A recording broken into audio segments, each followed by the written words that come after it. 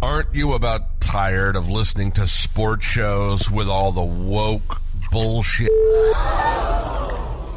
So are we. This is Patriot Sports Radio. Patriot Sports Radio. Fed up with the national talking heads and biases of mainstream sports media. If it's sports from the high school level to the pros, we're talking about it like the red-blooded Americans we are. God bless America. God bless America. God bless America. Let's do this. And now, here's Eric, Angela, John, Chris, and the coach. Wake and Rake, dude, that's a lie. Actually, it's Eric, Chris, and Elio. And Coach is en route, we're told. Right. Yeah, Championship Sunday. This is no time to mess around. This is the first time since the late 90s that both games have been a spread of 3 or fewer points. Unreal. It's going to be a magnificent day of football. Let's talk about it. Elio, how's Florida? We got a foot of snow up here. I think it was 78 degrees yesterday. This morning is nice, brisk. We look at it real quick. I think we're in the 60s right now. Why did I ask? Yeah, it's like 67 degrees right now. It's beautiful, bro. So I'm sorry, 75. I apologize. 75 degrees right now in the morning. It's the reason why I live here. That's not bad. I came back from the Northeast, man, and I was experiencing 30-something degree weather. It's good. It's character building weather. I think surviving a week like this up here makes you a stronger, better. And I want to get the hell out of the way. I want to get out of here. I'm sorry, I was at some noticeable background. I thought it was you guys, but I wanted to get the hell out of that weather so quickly. It's not even funny. I'm not used to that anymore. So yeah, once you're away from it, it probably hits you pretty hard once you come and visit. Man, Ooh, I don't remember being this cold. Yeah, it's conditioning. 23-year-old Brock Purdy heading up to Philadelphia to try to win a football game. I wonder if that's how he's going to be. He's from Iowa. He played 4 years at Iowa, so he's played some cold football. But I don't think he's played in front of a crowd like they got out there in Philadelphia. That's going to be a test. But him and Jalen Hurts met in college, right? And it was a very, very good game, 42-41. Oklahoma won it. But you got to see the stat line on these kids. I'm trying to remember. I don't have the graphic in front of me, but they both had 5 touchdowns. Jalen 2 for 3, had 2 rushing touchdowns, rushed for 68 yards. Purdy rushed for 55 yards, ran one in and threw for 4. Both guys had over 300 passing yards. So, if that's going to be a preview we're going to see today, I'm all in. Yeah, we might get an all-time Sunday here. Every time I try to doubt Brock Purdy, Chris reminds me that he watched him play for 4 years. I didn't become an Iowa State fan till 2020, so I only saw 1 or 2 years of Brocktober. Well, I'm not saying he was a game wrecker in college, and I knew that he wouldn't be that in the NFL, but what he's not going to do is lose a game. And I heard some Bill Polian I was listening to on the radio yesterday talk about quarterbacks. Hey, Heather, good morning. She called us her homies. That means we're extra close. I like that. You have homie status with Heather. He was talking about the quarterback position and how it's mostly about leadership and poise and patience and being able to make quick decisions. And arm strength isn't that big of a deal. There are some good quarterbacks who didn't have outstanding arms, and Purdy's is good enough. So I guess if he has that mental stuff, but then again, you always come back to 6 teams passed on this guy, or 32 teams passed on this guy 6 times. So is every talent evaluator that wrong? Yeah. That's how Brady was. Exactly. That's true. Exactly. That's true. I mean, that's what Brady was. The guy's vanilla. He's boring. All right. He doesn't do anything exciting. He just doesn't, but he doesn't lose you the game. And if you have a quarterback that's really good between, say, 0 and 25 yards, you've got Samuel, Ayuk, Christian McCaffrey. I mean, he's got the team around. You can do a lot with that. Yeah. God, he's got talent. And I guess that's not what scouts are looking for right now in 2023. A guy who's just going to game manage and give you, 70% completions at 10 to 25 yards. They want a Kyler Murray or a Bryce Young looking guy, the next hot thing. And maybe it's because these coaches get fired so quickly in the GMs. They're like, why should I be worried about the long-term success of this quarterback? Why don't I get the little fast guy? Who cares if he gets blown up in 3 years? I probably won't be here. Like, if you don't make the playoffs right away, you're out of there. Think about this, right? They've been averaging 35 points a game until last week. They want to get probably the same defense that they have in their team. Brock Purdy probably had his worst game as a pro, and they still won. When Yeah, I you're mean, expecting that decline, right, and you still win, that says a lot about the team itself. He has the right pieces around him. He doesn't need to do too much. Just don't turn the ball over. Keep us afloat. Keep the chain moving. That's what that team is built for. So, Elio, and here's the other perspective is we're talking a lot about Brock, but let's talk about Jalen Hurts and Bosa because he's gonna have his hands full all game long. Mhm. Yeah. It doesn't just mean that Jalen Hurts is going to come in here and he's the game wrecker and he's the difference maker. I mean, he can be, but so can that San Francisco defense. And this guy's injury prone right now. Everybody's injury prone right now. What week is it? 21? Yeah, 20, 21. A lot of football.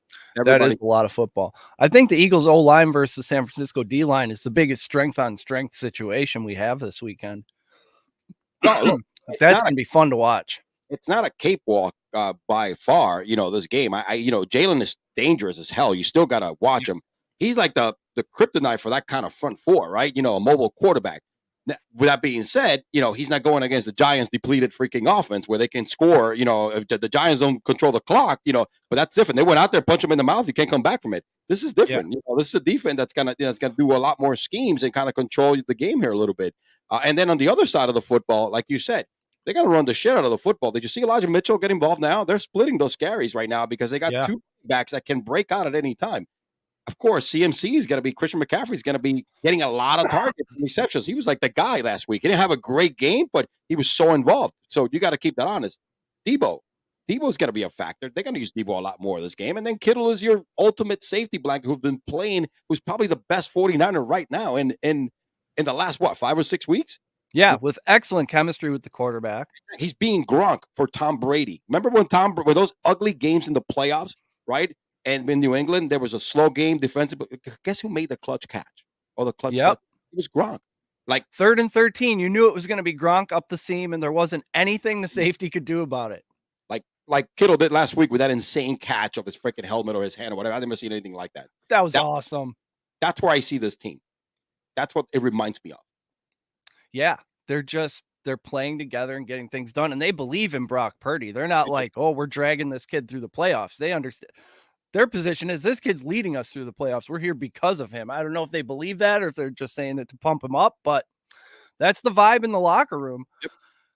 Yep. And again, look, Philly has a really good team. They're not there for no reason. I mean, throw the schedule out the window and all that bullshit. They're there now, right? So it's something you cannot look away from. I mean, they have a talented team. I mean, look, AJ Brown, all right, Devontae Smith. I mean, you got two great wide receivers. Goddard is healthy. I mean, that's another insane weapon. Miles Sanders can run it. They got some good running backs. I mean, they're not a bad team. Now, their defense, it's not bad either. It's not Dallas defense, but good secondary. They'll put some pressure on. But I think that O-line should be able to handle them and open some opportunities for that offense in San Francisco. Yeah, it's gonna be fun to watch the trench warfare. The Eagles have 4 or 5 guys over 10 sacks or with 10 or more. So you don't know where it's coming from. And then Fred Warner, I saw Fred Warner covering CD Lamb last week. Yeah, dude. He started out looking on the line, looking like he was going to blitz. He bailed out and managed to insane. No, that defense is nasty, bro. That defense is nasty, man. They I think it has to be Kyle Shanahan's year, man. It has to be. So I got him, bro. I put a bet on him. I think it was 8-9 weeks ago to win the Super Bowl. It was plus 700. So I don't have a dog in the fight right now, but them because I just got money on them too. As much as I love the Bengals and the Chiefs. These 49ers under Shanahan sort of remind me of those old Patriots in that they get better as the year goes on. And by week 14 or week 15, they're mostly healthy and they've won 4 in a row and they're just rolling at the right time. And here we are. Another NFC championship game. And then we got Pat Mahomes. Can he walk and throw bombs at the same time? Or are we going to have 2 full weeks of hashtag Burrowhead on the interwebs? Oh, man. Bengals fans. It sucks. I want Mahomes to be such at his peaks because it's going to be a complete shootout, right? And I think it's still going to be a really good game. But man, I mean, if he looks like he did after he got injured last week against the Jags, it's not going to be pretty, man, because he would just, I give him credit though. Give him credit, gutsy performance. But man, he needs his feet. This is a guy that uses his legs. You know, he moves in the pocket, man. He creates these arm angles by the way he runs, and he bootlegs or does whatever they list. So it's a big part of his game. And I assume he's got to plant and twist his foot to make those throws. So we'll see. I heard Mark Schlereth talking about on his podcast, he had a high ankle sprain. And he played through it in the playoffs, and he said it was excruciating. And he said he could walk around on it. He was basically saying, don't be completely sold because you saw Pat Mahomes walk up a couple stairs and stand at a podium and walk down a couple stairs and skip around at practice. Absolutely. He said, once I got down in my stance and I tried to turn my foot for some leverage, that I thought my leg was broken, is how he described it. So we'll see. And they're going to be going after it. Yeah. Whether they say they're going to or not. Like, these are still I wonder, we'll find out if the Bengals have cleaned up their act, because the 2015 Bengals would be trying to break Pat Mahomes' leg in half. I'll tell you right now. We'll ask coach, right, as a coach, right? But I'm not saying to bounty gate the guy's knee, right? But hey, if I'm coaching, I'm like, guys, you go low every effing time you get a chance. All right? Yeah. Because you got a guy right now, it's like a boxer. The dude got cut. You got to go after where he's getting cut over and over again. You hit that jab right at his cut, all right? Because that's going to be the winner of the damn fight. That's how you're going to win the fight. So you have to. I mean, it is what it is, man. I mean, and it's crazy because this game with Mahomes healthy, man, that over will be like a complete winner. But it would also be a lot higher than 48 points. I think I still going to go over 48 points. I think there's enough firepower to get over 48 points. What do you think? I see it being a 27-24, 31-30, something like that. I think it's going to be an excellent game. I heard a couple people arguing that the Bengals have only beaten teams who beat themselves, that the Ravens beat themselves, and essentially the Bills beat themselves last week. I don't know. I've seen the Bengals playing excellent football. They are, again, 6-4, just like last year, and then ran the tables. It's just what Joey Money does. He is just one of those guys that he has it, right? It's Mahomes, the best quarterback in the league, and then everybody's fighting for number 2. But Burrow's done year after year. He's not the strongest arm. He may not be the most athletic guy, but dude, he doesn't give a damn. When he steps in that field, he's winning. And he's getting rid of the ball in like 2.5 seconds, and it's always the right decision, it seems like. That's his big thing. The guy's football IQ is Tom Brady-like, right? That release, the accuracy, and he has the horses, man. He has the horses. He knows how to use Chase. He knows how to use Higgins, Boyd. I mean, and now Hayden Hurst, all of a sudden, people have underlooked him for the last. He's been scoring touchdowns in consecutive games. That's another guy that you're not going to cover. He's going to hit him for a touchdown. So that team is freaking peaking right now offensively. Yeah. And Burrow, I doubted coming out of college because I'm just a casual college football fan, and he just had the one great season and then entered the league, and everybody was going crazy over him. Like, this seems like the Jameis situation, but he's panning out to say the least. Good morning, Facebook user. Go 49ers. Cap locks in the house. I can't argue against anybody's pick this morning. Any of these teams could win these games. This is awesome. I think it's 50-50 either way, wherever you see it. You got 4 great teams here with all different type of game plays, right? They all play different, right? And it's amazing, bro. It's great to freaking see. I mean, you got the Eagles with Jalen, who's a mobile, he to me, he's in the MVP conversation. I still got to give it to Mahomes. But Jalen had one of the best seasons for anybody. He's worth the MVP consideration. This guy is dangerous. He's throwing it now. You know what I'm saying? Has the receivers for it. Can take off whenever he wants. And then, you got the San Francisco defense, great running game. You got Joe Burrow with all 3 stud wide receivers. And then you got Patrick Mahomes, who's Patrick Mahomes, right? So it is a great storyline all across these 2 games, man. It's as a football fan, dude, I am jonesing. It's beautiful. Heather says Bengals were great last year too, and people thought it was a one-off. I am guilty of that. Before the season, I said they were going to miss the playoffs. So shows what I know. When they were 0-2, everybody was dismissing them. Remember they started 0-2? Everybody was dismissing them. Yeah, then it always comes out when a team starts 0-2. Oh, only 11% of 0-2 teams. Yeah. Well, now we got 17 games, and this is the 21st meeting of the 1 and 2 seed since the 1990 expansion. Oh, wow. Interesting. I thought we'd have had more. This just feels like we got the 4 best teams, and that I think rarely happens. I think so. I honestly think that these are the 4 best teams in the league. I mean, look, everybody picked the Bills to win it all, and rightly so. They had on paper they have a great team, and what they did last year with that close game with Kansas City. But honestly, man, the Bills are just going to do what the Bills do. And what they'd been doing all year is what caught up to them. They got to figure it out. Just figure it out, man. I mean, figure it out. Figure it out. Think about it. Allen, the load is all on Allen, and he's one of these kids that takes the load on himself, and he's going to will himself to get him a win. Yep. And look, they whiffed on Gabriel Davis. That was supposed to be the guy to help, to be that second dude, to be the man, right? And help Diggs out, because we've seen what Diggs did last week.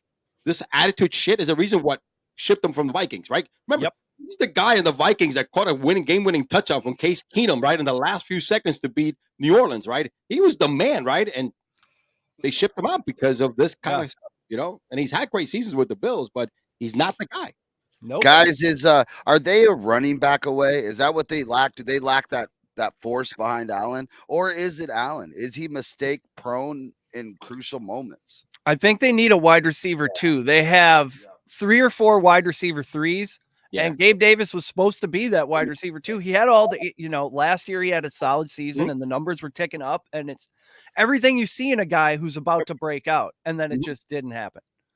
He ended the season like he was going to be the guy, right? And disappointed. A big body, big frame guy who catches deep balls, good contested catch guy. I don't know if it's the route running. I don't know if it's the timing with Allen or what. Skip, top of the morning. Who does Skip got today? Who are your Super Bowl picks there, Skip? Let us know that. The Packers are out. He doesn't give a fuck. Yeah. He's I just want to see some good football today, guy. Yeah. Dallas and Green Bay are out. It may not be on. It will be on in the background, I'm sure. Yeah. We haven't seen Jalen Hurts really trail a lot this year, but he hasn't been great when he did. And Brock Purdy, not great when he's behind. So maybe just whoever jumps out to a lead. I think we'll see a very aggressive first quarter in both of these games, because Kansas City's going to want to get a little cushion. The Bengals are going to want to put them in a position where they can just blitz all the time. And I think the Eagles and 49ers are both deathly afraid of falling behind 10-0 or 14-0. Yeah, the thing about that game is it's not going to be a Dallas 19-12. There's going to be a lot more scoring because you could score on the Eagles, even though they have a decent defense. And again, the Eagles' offense is really, really good, and I don't care how good the 49ers' defense is. They're still going to put up some points. It's just going to be one of those things where the right play at the right time, the situational play, the better defense whoever makes a stop that needs to and forces the quarterback to make the most mistakes, that's going to be the team that win the game in that particular matchup based on the game script.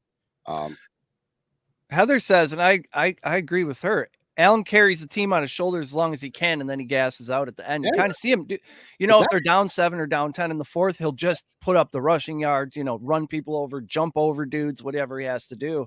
And maybe they're counting on him like Green Bay did Rodgers. Like, we don't need to surround him with a ton of talent because, look, the guy's a hero. So we just count on him to do that. If we give him enough money, he'll just put the cape on and we'll be fine. Brock gets rocked today. I feel that's like Coop. That's Coop. Look, it's not going to be easy to go into the city of brotherly love. No, it's not. Championship weekend, right? Boy, that's like calling the biggest dude in prison tiny, isn't it? Calling Philadelphia the city of brotherly love. Hey, I was there last week. Got to the Rocky Steps, even made a video about trash talking before my Giants going in there. Look at that. I didn't fake you. I was out there, man, doing my shit, and then pointing at the damn Eagles, and I did my little trash talk shit. You guys saw that, right? And dude, I've been eating crow all week long, man. The internet is forever, bro. I love how you half the time you know it. Like a lot of these fantasy matchups you were doing videos about, you're like, I know I'm about to lose by 30, but I'm still making this video, and it's great. That's what I do, man. I'm confident in myself, winning or losing. It doesn't matter. Yeah, that's what it's all about. Project confidence. Oh, I think if Brock gets hit a couple times and this Eagles front can do it, they can. Maybe he gets in his head. But I think he's going to probably one of the best secondaries against, because that secondary to me is better than the Dallas secondary too. You got some, they force a lot of turnovers this year, a lot of picks. So, but again, look, Shanahan has been making a very safe, proof script for Brock, and I think you're going to see a lot of running the ball today, a lot of play action, hitting Kittle, and watch. I think Debo is going to get involved a lot more. because it's a little easier to. This how you break a bad secondary. I mean, a strong secondary. A guy like Debo, who's a switchblade, right? He's got 5 or 10 yards. Yep. Debo's Jet sweeps, stuff like that. Things like Eric, that. I was gonna. Too. I wanted to ask, what do you think about the coaching on either side? Like, where do you give the nod to there? Because that's gonna have, I think, a big. I think Sirianni has enough talent where, maybe it's not because he's brilliant that they're here. Morgan, top of the morning. Good morning. You don't have to yell. How are you doing this morning? Good. How are you? Outstanding. Good to great. We got Championship Sunday here. Philadelphia and Kansas City. I heard it's going to be actually colder in Kansas City, which is if I'm right about this, and I think I know geography, further south than Philadelphia, right? Yeah. So, and yet colder. Interesting. Yeah, it's supposed to be about 20 degrees and dropping in Kansas City when they play. And that's then cold. Philly is going to be about 50 degrees. That's good weather. How about precipitation in Philly? There's a small chance of rain, like 15%. Oh, they're going to be able to air it out. That's comfortable. It's going to be like weather. Like one of those perfect 50-degree October days where it's just ideal for football. As John Madden would say, good hitting weather. Yeah. It sucks for the Eagles because now you give him, normal weather to San Francisco because that's the weather in San Francisco most of the time in the 50s and 60s. So it's like, stepping into a home game weather-wise. Yeah. Yeah, other than the humans surrounding him. How many I was going to say, other than all the brotherly love. No, let me tell you something, dude. I'm a Giants fan, and I love, and I could actually break bread with a Dallas Cowboy fan any day. The Philly fans, bro, it's a different story. If we break bread, I'll probably hit them with a wine bottle over the head because it's not going to end well. 50 degrees with 100% chance of brotherly love in Philadelphia. I don't know what the 49ers fans are like, but I did go to a Chiefs game at Lambeau for Monday Night Football, and they lost. Rodgers threw 5 touchdowns, and they were still awesome, even after the game. Just the best people, Chiefs fans. They rolled up here with, barbecue grills on trailers, or smokers, I guess. Sorry, I'm sure I used the wrong word, and they'd be mad, but painted up with the arrowhead on there and everything. Just awesome. I don't know if 49er fans are as pleasant, but I don't foresee as many problems at Arrowhead as I do Lincoln Financial Field. What we got for prop bets with this kind of weather? What do you like here?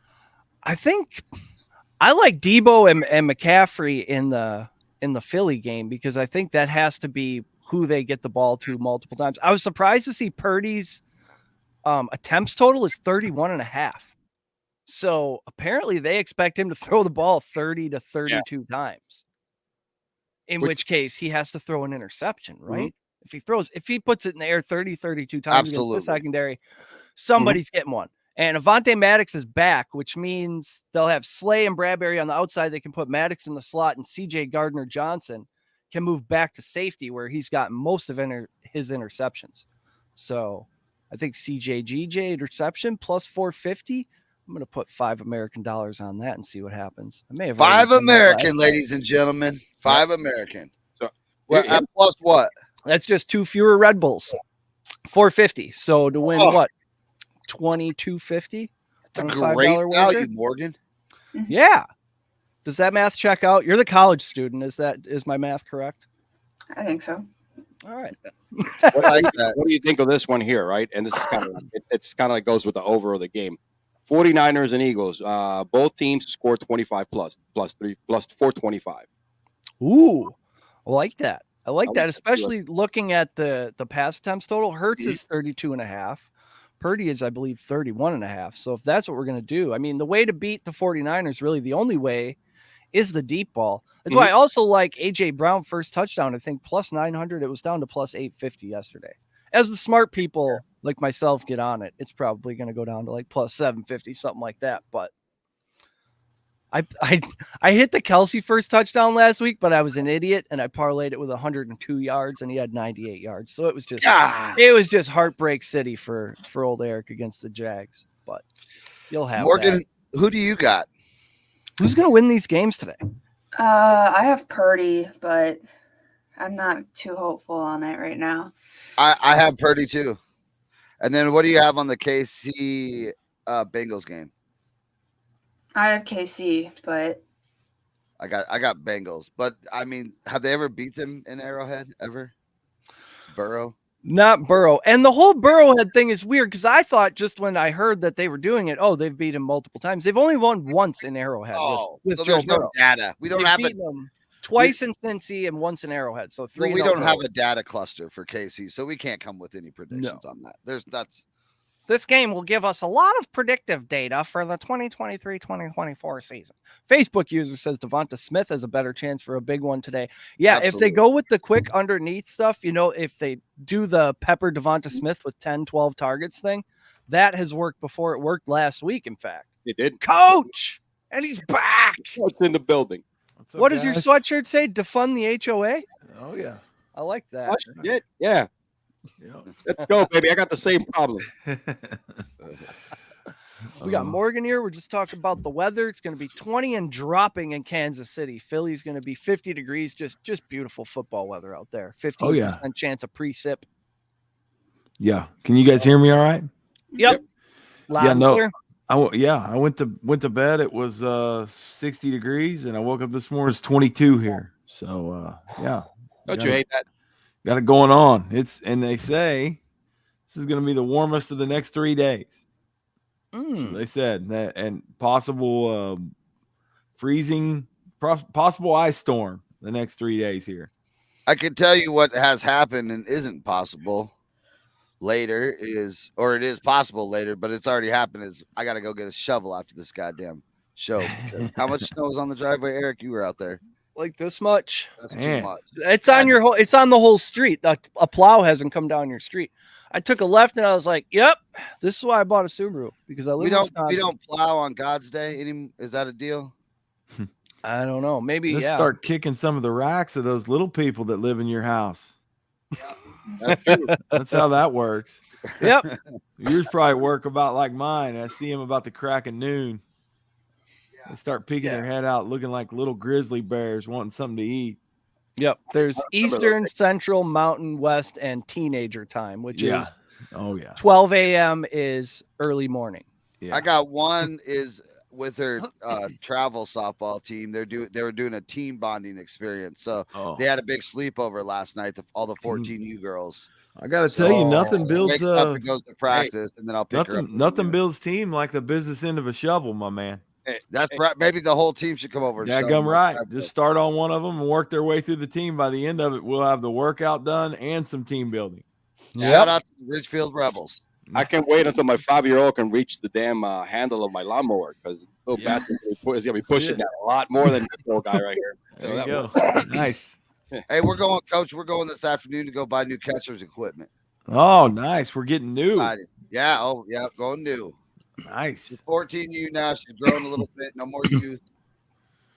And she wants a first baseman glove for some reason. She hates catching with the catcher's glove. She likes to catch with the first baseman glove. Wow. Have you heard of that much? Yes. Yeah. Yeah.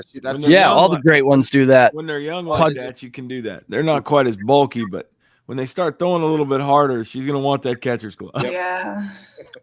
No, absolutely. I remember. If Morgan's slinging that ball, you better have a catcher's glove. Get you another year, and you'll need the catcher's glove. But once she gets to the Olympic team, she'll have that first baseman, mechanics down. So listen, man, that's a pretty good transition. Yeah. When you decide your catching days are over, you just move right down. Isn't that right? Mm-hmm. We tried to do it with Martin Maldonado, but because it didn't work out, he moved on. Do you just pitch, Morgan? Yeah. No. Same with Cole, right, Coach? He just pitches. I mean, yeah. I call him a bunting specialist, but although yesterday, did you see he had a little hit-a-thon up there, little fundraiser hit-a-thon, and how many did he hit? I signed up for that shit. He stepped up and jacked one about 400 feet. So that thing, and it was your ball. It was your ball that you sponsored too, my man. Woo! 25 cents a foot on that one. He got you for about 400 feet. He parked it. He really did. He got a hold of it. Did you not see the video? No, it must not have come through. Yeah. All right. I'm gonna. It was a grainy video, and I assumed it was Cole. And I Hey, know send it directly to me, not in the group chat. Where okay. the ISIS Yeah, phones no, are. one thing I know stepped up for there sure and that ball was crushed. he God was damn he was. I think he might have been as surprised about it as the rest of the team because they were like a- fired up because like he a Hey, let does me not. tell you something. Now I'm like Michael Scott in The Office. Like it's per mile. Yeah. It's per foot. Yeah, Well, exactly. I didn't mean to say 25. Well, I mean, honestly, I had to get the video from somebody else because I figured he hit a couple of plinkers and that's it. I mean, he pitches. That's all he does. Yeah, he doesn't. And he got up there and got a hold of one. So it was pretty interesting. Brandon Woodruff-esque, this kid. Yeah, launch it. It went out at about a 40-degree angle. That thing was just. Oh, he did get a hold of it. He just saw my wallet the whole time. Yeah. It was just flying out of the park with that. Well, he told me yesterday before it was over. I said, "Have you been in the cage or anything? I mean, you might want to take some hacks before you embarrass yourself." And he was like, "Hey, listen, I'm going up there to hit every one of these out, and I'm going to swing as hard as I can. There's no mechanics in that. There's no mechanics." He said, "I'm taking daddy hacks." I said, "All right, good luck." It was one of those like you got the ball game on in the background, you're doing a little something around the house, and you just hear it.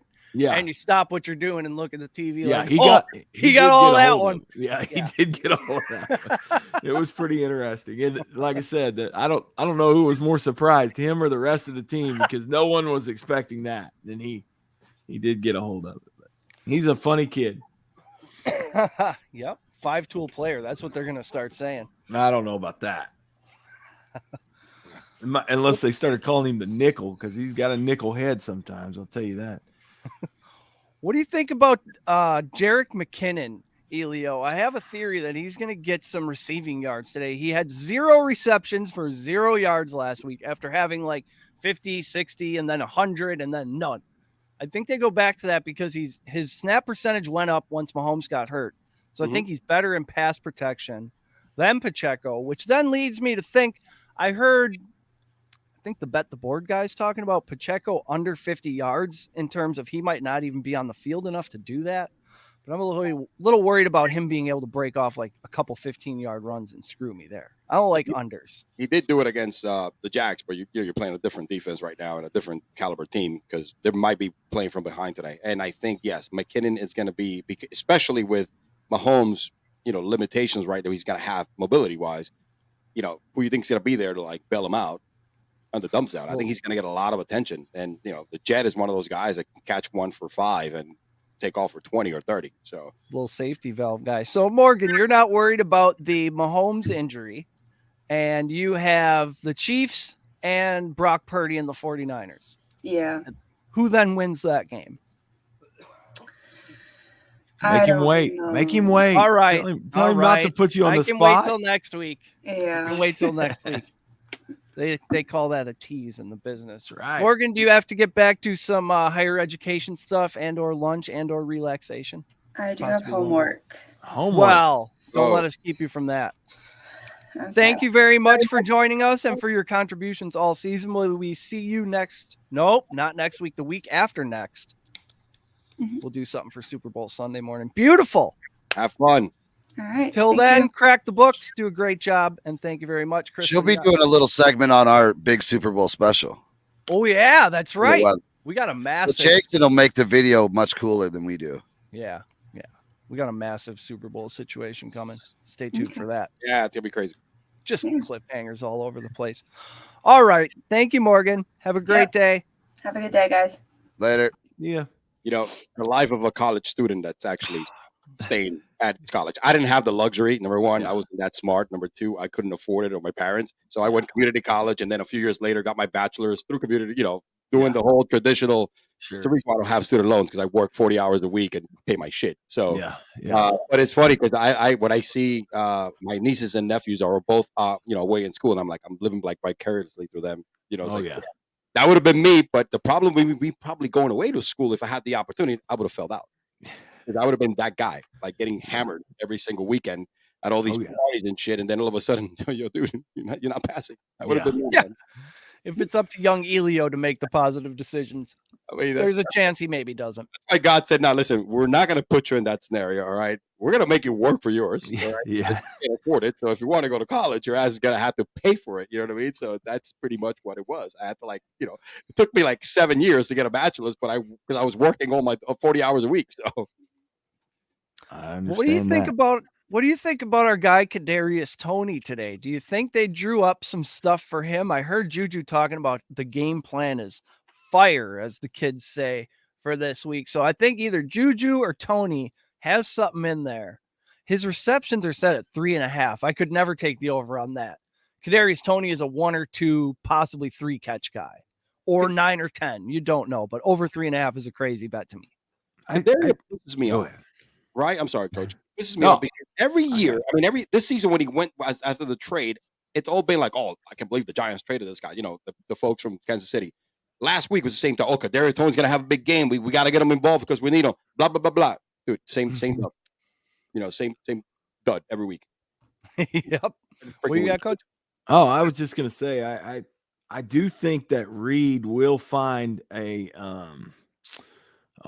it will not be one of the marquee tools that he usually uses. He's pretty good about especially when there's matchup problems or in the playoffs, there's usually somebody for Kansas City that shows up in a game that you don't really expect, and it's usually a guy like a Hardeman or Toney. It'll be one that'll have a couple of big plays, a couple of big catches.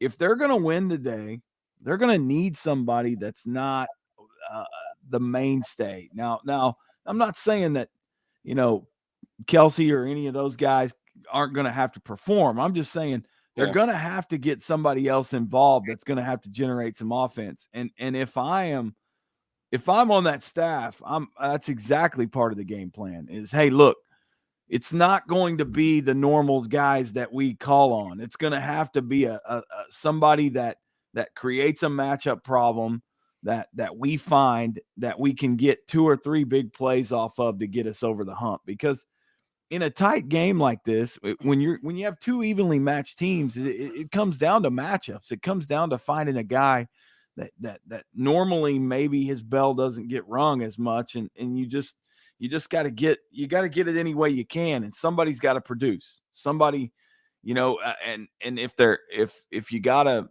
where they're all in on a guy named Kels or something, and that's normally the route you got to go. You got to look elsewhere. I was looking at Kelsey's numbers versus the Bengals. He has never caught more than 5 against Cincinnati. So they seem to have an idea of how to lock down the tight end. I believe they're 5th defensively versus the tight end. But yeah, that's sort of how these offenses and defenses are built now, just to hang in there and then have those guys who are going to make the one game-breaking play. Well, Reed does a good job of that. He really does. Good finding the guy that can contribute. I think that today will be no different. That he's right. It may come down to they may be playing from behind for a little bit because the Bengals are good. I think this game really comes down to 2 factors. One, can they get or generate offense from somewhere that they normally don't? And 2, most importantly, is can they get to Burrow? If you can get to Burrow, it's going to be a long day for the Bengals because it's going to be an uphill climb because we all know that the offensive line is beat up. Kansas City does have a little bit of a pass rush. If they can really, if they could get to him a little bit, it would bode well for their chances of winning.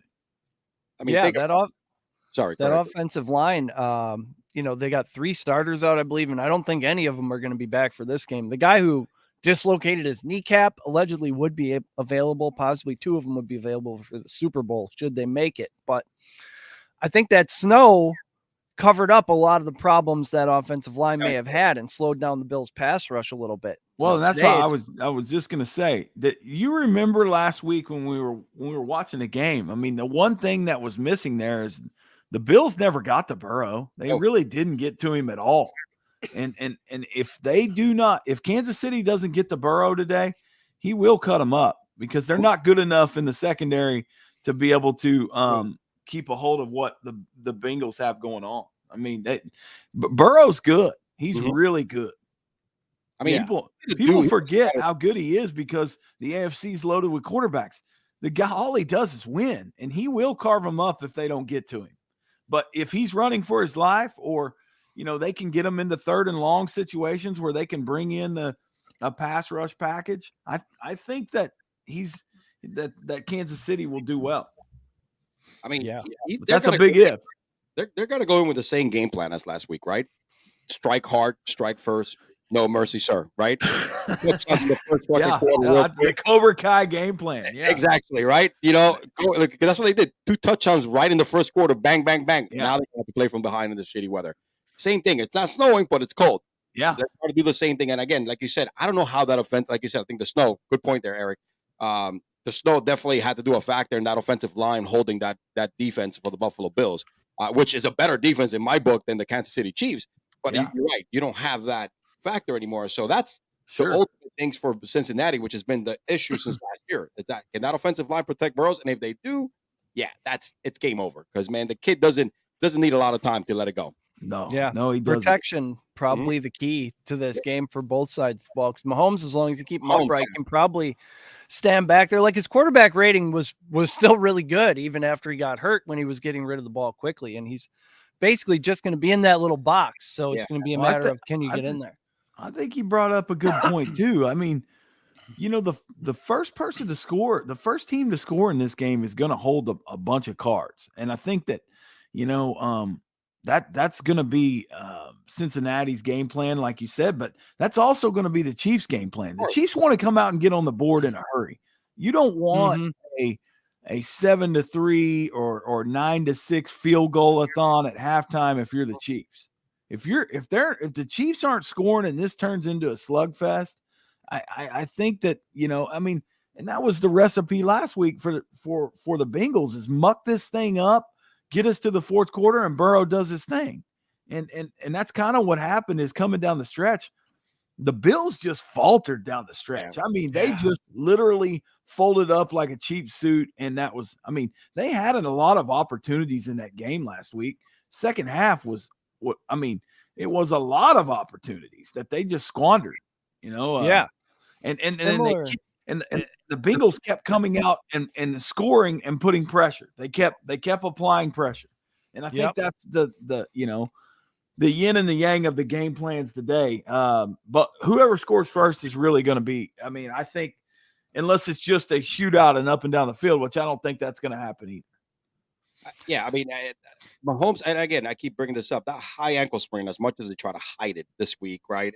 It's got to be a factor. It has to be a factor. Right. I mean, that's, we can walk on it. Right. But shit, try to go up a flight of stairs consistently, 100,000 times, right? Running it up and down. That's going to affect you. Right.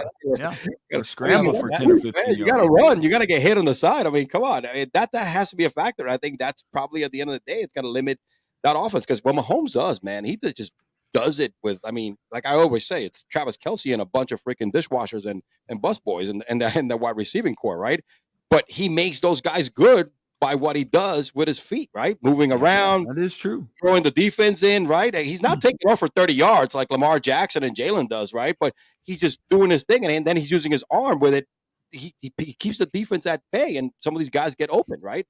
And that has to be a factor because he won't be able to do that. I don't see him doing that. You saw him last week after he got hurt. Yeah. It's, again, maybe I'm wrong, but it's just I don't know what kind of nefarious street drugs they're going to shoot into his ankle to numb it up, but from what Mark Schlereth was saying, there's basically tissue that's torn between 2 bones, and that sounds painful. He said it was extremely painful, and he's an offensive lineman. Those guys are nuts. They're borderline hockey player tough. Yeah, those guys are tough, man. So we'll find out, but I think Mahomes is a tough guy. We saw him jump off the bench and run back into the game and display it. So you can't count him out. AFC championship game, it's everything on the line. We'll see him if he does come off the field. It's going to be because he just simply cannot walk. Jonah's here, top of the morning.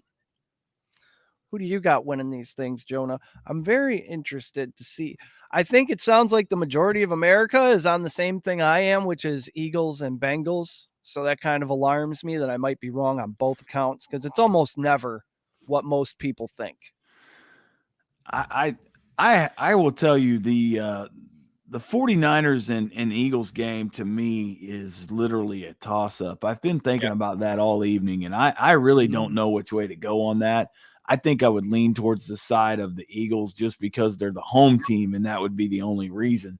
But the 49ers are really balanced and good. I do think that they have a good recipe going. And if the 49ers can somehow manage to win and go to the Super Bowl, you better watch out because they're building a thing called a dynasty out there. And this may be indicative of the next 3 or 4 years. If you think about that, if it's a 49ers and Bengals, which is my pick, that offensive line against that front line, it might be as good as Burrow is. It might be a repeat of last year against the Rams, which if you think about it, strong front. We'll cross that bridge when we get there. But I think I think it's a toss up. That one is a little more of a 50-50. Right. It's one of those things that, crap. I mean, Jalen, like I said, Jalen MVP consideration. He's had a great year. That's a tough tailor-made for that defense, right? So, that's one of the things that's they're gonna have a problem with a running quarterback, a mobile quarterback. But, again, that defense is one of the best I've ever seen in many years.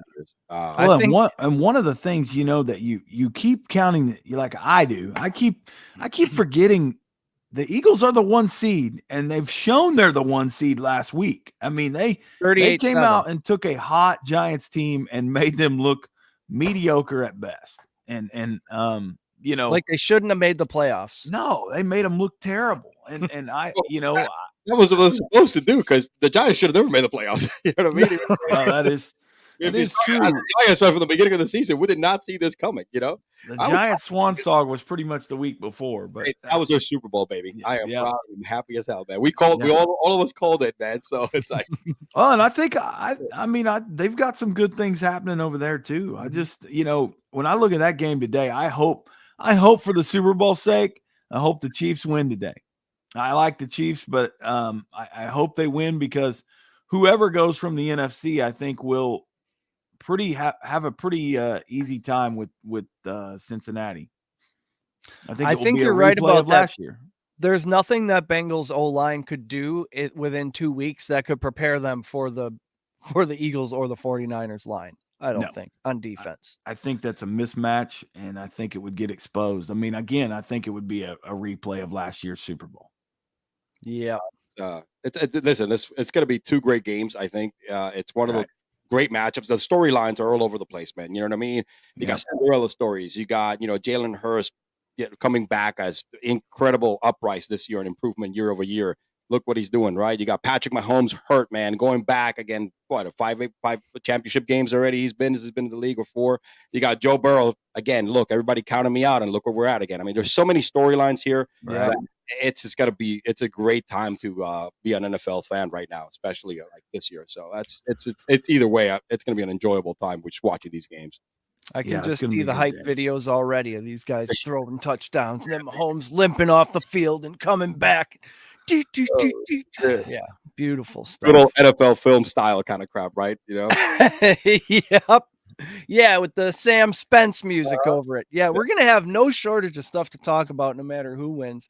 Jonah says Patrick is going to be sore from last week.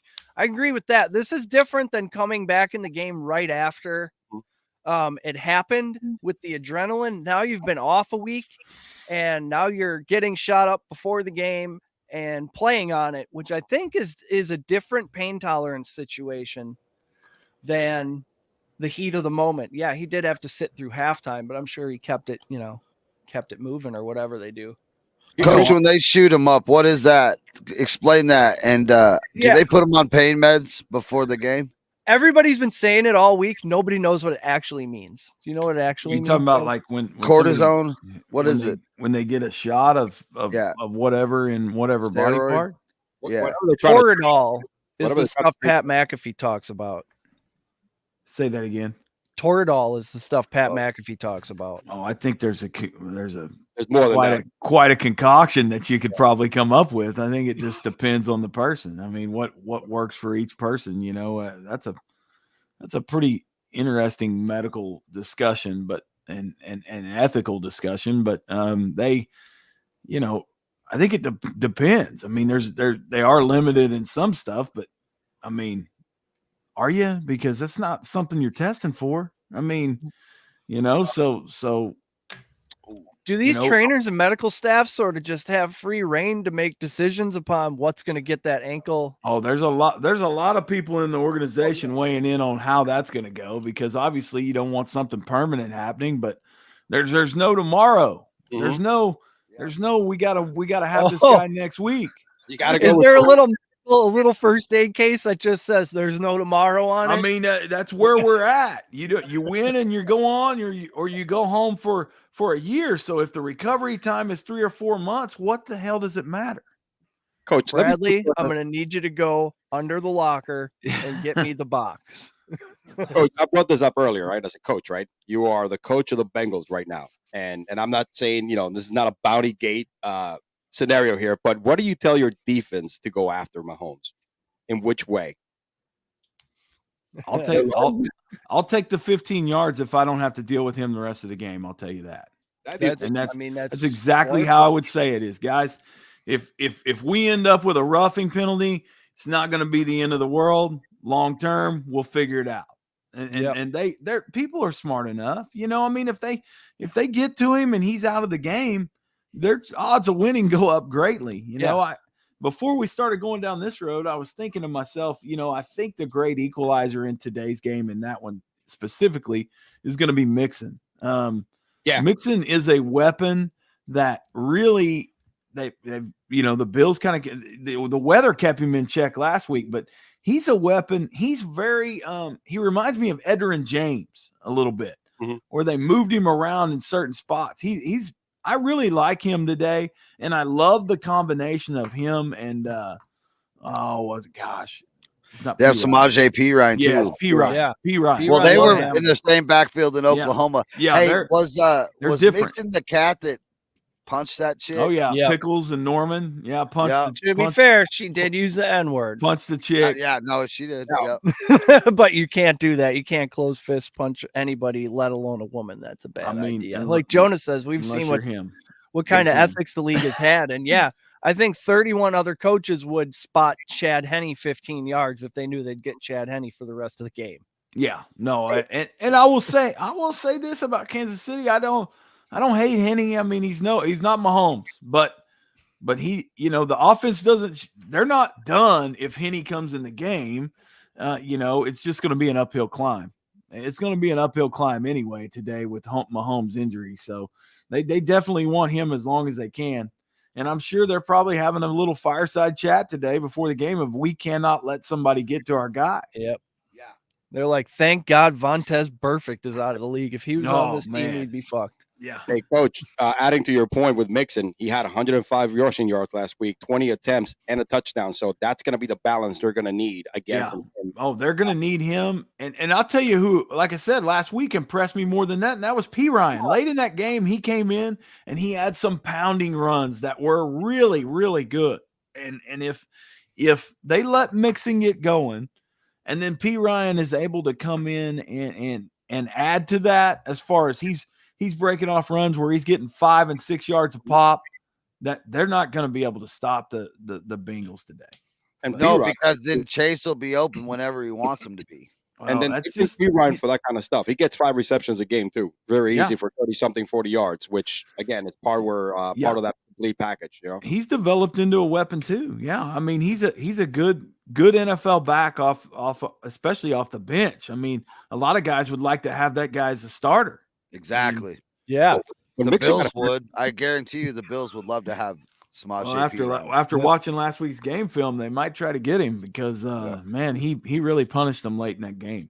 Of course, the Commodores, I think, drafted him, and they worked him out for a couple of years and said, this kid sucks. Send him to the Bengals. Yeah. Well, and I do think, I will say, I think he's in the right situation. I mean, you have an every down back in Mixon, and you spell him with a guy like that. You've got a Jones-Dillon situation. Combo. Yeah, it's really good. That's really good. And especially late in the game in the fourth quarter when guys are tired of getting run over, and then you bring in that guy and have him get 4 or 5 yards, off tackle. There's a reason why Bob Stoops had those two together. Like Morgan They were said, good. 20 degrees and dropping. I mean, you're not going to want to tackle Samaje Perine after it's been dropping for a while. It is the weather outlook in this part of the country is not good coming into the next couple of 3 days, which is a high likelihood that the old coach might get a day off school. Some snow day or something? Yeah, absolutely, man. Hey, listen, I'm gonna tell you, in the state of Oklahoma, those guys up north will make fun of us all day, and they're right. If it literally just pisses a drop out of the sky, they're shutting her down here. Nobody's shut it down. Yep, shut it down. We'll have a distance learning day, or we're not going to school. We had a winter weather advisory until 3 a.m. and they're definitely going to school tomorrow. Yeah. So quit asking. Exactly. Yep. Don't even wake up and look at the scroll on the news. You're my going son to school. Bryson asked me if he could run the garden hose out to the street, get the superintendent to come by and show him all the ice. He's trying to do anything he can. He wants he said this was his question yesterday. Hey, how do we turn this into a 2 or 3 day deal? Not just one. He's wanting the whole make a week out of this. That kid's gonna be a union delegate. I told him, I said, listen, how you make a week out of this is you end up with your ass in school in June. That's how that works. So you might want to just slow your roll on that. Yep. They'll tack those days on. Yeah, come right. Tack them right on to the back end. Jonas says we don't like. You thought the middle of May looked pretty to you for a summer vacation. Wait till June 1 when you're still clicking days off the calendar. Yep. Nobody wants that. Wishing that you were out there, I don't know, catching catfish with your bare hands. Exactly. Instead, you got to go to school. Our snow days are hurricanes down here. That's Hey, Elio, do you do a DFS lineup with 2 games like this? Can you still put one together? I haven't done one, but yeah, we could do one live if you want to. Yeah. Woo! Let's do it. Good idea, Chris.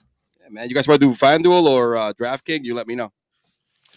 I got the DraftKings pulled up right now. All right, so why don't we do this? Why don't you do a DraftKings and I'll do a FanDuel, and we'll share them. Yep. Perfect. You definitely do that. I haven't sat down and looked at everything else. I mean, I got some bets there that I haven't even lined up yet. But I'm going to ask you guys before I do this: what do you think of plus 2 touchdowns, right, for Kittle, plus 1,100, and anytime and first quarter touchdown plus 550 for Chase? Anytime. I like the Chase one because I think they're going to try to jump out to a lead, and isn't a deep ball to Chase the best way to do that? T. Higgins hasn't been performing in the playoffs. I'm interested to see if he finally gets it together, or if he just continues to not really, to sort of be a Gabe Davis. Wow, that's true. And he did. Remember last year in the playoffs, he was huge, man. He was huge in the Super Bowl as well. So it's unlike last year. How about head-to-head at this article you over at Patriot Sports Now? Mm-hmm. And your prop article, you have head-to-head most receiving yards. Travis Kelce versus T. Higgins. T. Higgins is plus 300. Yep. Boy, he could do that in one. He can do that in one catch. Mm-hmm. Yeah, he can. He absolutely can. Plus 300. You sprinkle 5 American on that, please. Yep. Kelsey's last or only 4 games against the Bengals, he went 5 for 49, 5 for 95, 5 for 25 and a touchdown, and 4 for 56. I mean, I'm putting $5 on that. T. Higgins can give you 60 or 70 yards, and there's a good chance Kelsey won't catch. The fucking guy caught 14 balls last week. It didn't get over 100 yards. No, they're not. They're not. So, and I don't think they're going to do this. I mean, I don't know how people don't cover him better. I mean, it's like he's open every time in the end zone. I mean, well, and I'm surprised to see you say Mahomes that, but the Kittle argument's the same thing. Yeah, if I'm a part of any kind of Eagles organization, I'm telling you right now, when they get close to the goal line, someone better get on the freaking tight end. They better cover it because he's the guy they like to go to. That's true. Because he's good. He catches the freaking football. And here's the deal with San Francisco and what Shanahan got's going on over there. Brock Purdy doesn't have to throw it over 20 yards because all those guys are yak guys, man. They're all yards after the catch guys. Yeah. Samuel, Ayuk, and Kittle are all little bowling ball. And McCaffrey. Yeah. They're good even after they get touched the first time. They're still. And this is tough. When you only have 4 teams, you got to be careful because you got to have more. Yeah. The prices are quite interesting. Yeah, it's like you're like, I'll go with any of these, right? Even Kyle Juszczyk is $4,000. Coach, you like the Eagles' defense against Kittle? Do they have the right horses back there, or is that a lot going on there? There's a lot. There's a lot going on there. I honestly, I mean, Debo, I would like to lean one way or another on that. I just can't. I mean, like I said earlier, I'd take the Eagles just because they're at home, and you know, I like being at home in the playoffs. It's something about sleeping in your own bed. But on the same token, they, you know, the 49ers bring in so many weapons. They have so many things that they can do well, and again, in a muck game that comes down to field goals, you know, they've got the horses to line up and run right up the middle too. I mean, you know, you've got Juszczyk is a horse. Yeah, I mean, he's a big part of that. Yeah. And he does a lot of good things. I love to watch him in the backfield, especially leading plays. He's like the unsung hero that everybody has a 49er fans who lives there and kind of like covers him and stuff like that. They tell you how valuable he is. He's the one. That's the one offense in the league where you look at it and you go, man, why do people not use that more? Why do people, you know, get away from using the fullback? Yep. I love Kyle Juszczyk. He's always like 30-1 for first touchdown. So figure if I do that 30 times, I'll hit 2 of them at least. Oh, then you make money. I would sprinkle some U.S. American homeland bucks today on a Juszczyk getting a tug. Anytime touchdown is 10-1 for Juszczyk. I love that. I love that. 5 American goes on that. That right there. That right there might be the deal. If you don't have 5 American on that, you're missing out. Well, and honestly, I mean, think about it. Even in a garbage game, let's just say the Eagles jump out to a big lead. That bet's still in play because when they get to the goal line, he's a safe bet. He's a safety blanket. They can give it to him. They know he's going to hold on to the ball. You know, short yardage on goal line situations. That one's a killer. He may block for CMC 2 out of 3 times, but that third time he's going to get that tug.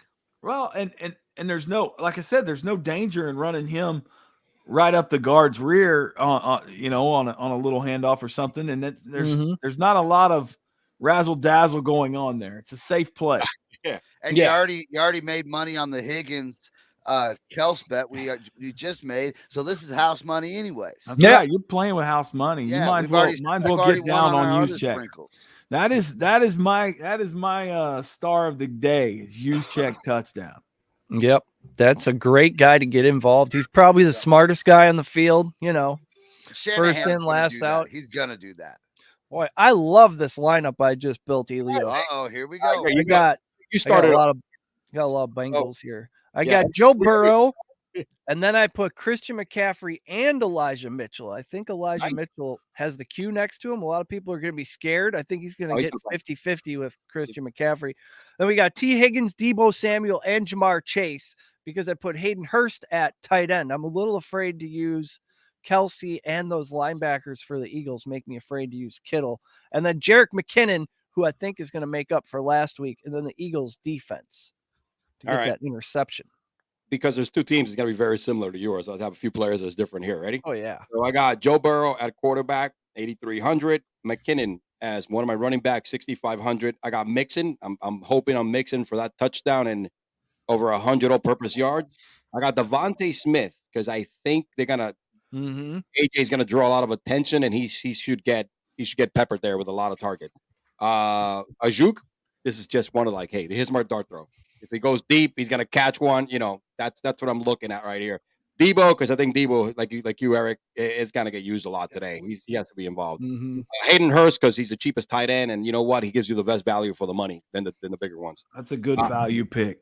Yep, got a Higgins on the flex, and I'm going to go with the Niners defense because when it comes to DFS, look, everybody's going to be doing the Eagles. Everybody's going to be doing the other one, you know, the Bengals and stuff like that. So I'm thinking, hey, Bosa's going to get back there. You're right. You might get a strip sack. I love Hurst on a value pick. That Hurst pick, he's a blue collar workhorse that rarely gets any glory.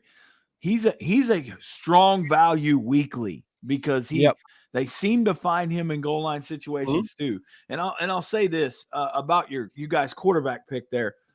the thing that we're overlooking again a little bit, I think, is if the Eagles are going to be successful, Hurts is going to have a big day. That's just it. I mean, for the Eagles to win this game, Hurts is going to more than the other teams. Purdy doesn't have to have a big day for the 49ers to win. The Mahomes doesn't have to have a huge day for the Chiefs to win. Burrow doesn't have to have a huge day. The Eagles, they have got to have Hurts have a big day today. If he doesn't have a big day, they're in trouble. Yep. That is a good point. Adding to your point with Hurts, the last 3 games in the playoffs, he's had 5 targets, 6 targets, and 6 targets last week. Last week was his best game with a touchdown and 59 yards. I love that guy because no one knows about him, and he always just produces. Yep. He's a very good underrated guy. Jonah's asking about Brown. If Brown if they don't target him more than 5 times, they're going to be in trouble. Hurts and the Eagles have got to start fast today. Hurts has to have a game. Yeah. They're not going to be able to line up. Purdy can't play. Purdy can't probably play from behind to win you the game. Maybe. We haven't seen that yet. I think you'd need, if you get down 10-0 to the Eagles, you're going to need a turnover to get back in it. I don't know if you can count on Purdy to go back and forth. The Eagles can start touch and field with this defense, right? That's how you go. You got to go right at them as soon as possible and take your best shots because that, like you said, behind the last thing the Eagles want to do is be down to the 49. You don't want to be trailing the 49ers late in the game. You don't want to have the ball in Hurts' hand, trailing by 14, at half or late or by 10 late at half. No, because they'll pin their ears back. Yep. Yeah, no, the Eagles have to start Hurts is going to have a big game for them to win today. He's not going to be able to come out and just have a mediocre game. They just don't have enough to be able to keep with the 49ers down the stretch. Because the one thing the 49ers do well is they're kind of like that old heavyweight. And they come out at the first quarter and they kind of waller around and they push on you and they push on you. And then finally, third and fourth quarter rolls around and some of those body shots that you've taken in the first couple of quarters are really gonna, those really weigh heavy. And then they start breaking off the Kittle 45-yard on a fingertip catch, and then they start breaking off the CMC long runs. The 49ers are built for 4 quarters of football. Coach, it's funny that you mentioned that analogy, the boxer analogy, right? I don't know if you guys are fight fans, but Tyson Fury against Wilder 2. He came in heavier, lean on him, started pounding him. He went down a couple of times, but get back up. But then Wilder was just so overwhelmed that, boom, here we go. Yep. He used his size, he used his weight on him, and that's like old school Muhammad Ali back in the day. That's old strategy. You're right. Yep. You're right. And people, if you remember that fight, people were asking, they were like, why is he coming in so heavy? Why is he coming in? They were really doing some homework on that. It's a war of attrition. That's why. No, it's a long, there's 4 quarters in the game, and the 49ers are set up to be that heavyweight. They really are. They played 20 games. They played 80 quarters of football already. So now here's the thing. Be a long one. And I hope, because Kyle has a history of falling himself into this non-risk taking factor when they're ahead, because we see it in the Super Bowl as an OC. We've seen it again against the Chiefs. They should have beaten the Chiefs in that Super Bowl, right? Yep. Halftime, he should have just gone for it. So this is the other part where I love Kyle as a coach. I think he's one of the best coaches because he just gets so much out of his players. Great drafter. But that's the only thing that worries me about that. It's like if they're ahead and they still need to pull that trigger, he might get a little conservative. That's what worries me a little bit about him. I don't know if he's learned, because last week it was 6-6 at halftime, and they asked him why you weren't more aggressive, going into the half, and he said, I liked where the score was at. It's like, dude, you're a 3-point favorite and it's tied at 6. How do you like that? So, well, on that particular thing, I will say, I think they believe exactly like we just said. I think the 49ers believe they're a 4-quarter team. Mm-hmm. They believe if they can just hang around in the fourth quarter, they will start doing their thing. And that is one thing that they are built that way. They are built that way to lean and lean and lean. And I do think they coach that way. I think they're built that way. I think that is their philosophy is if we can hang around till the third quarter, things will go our way. And more often than not, they do. I mean, last week we saw that.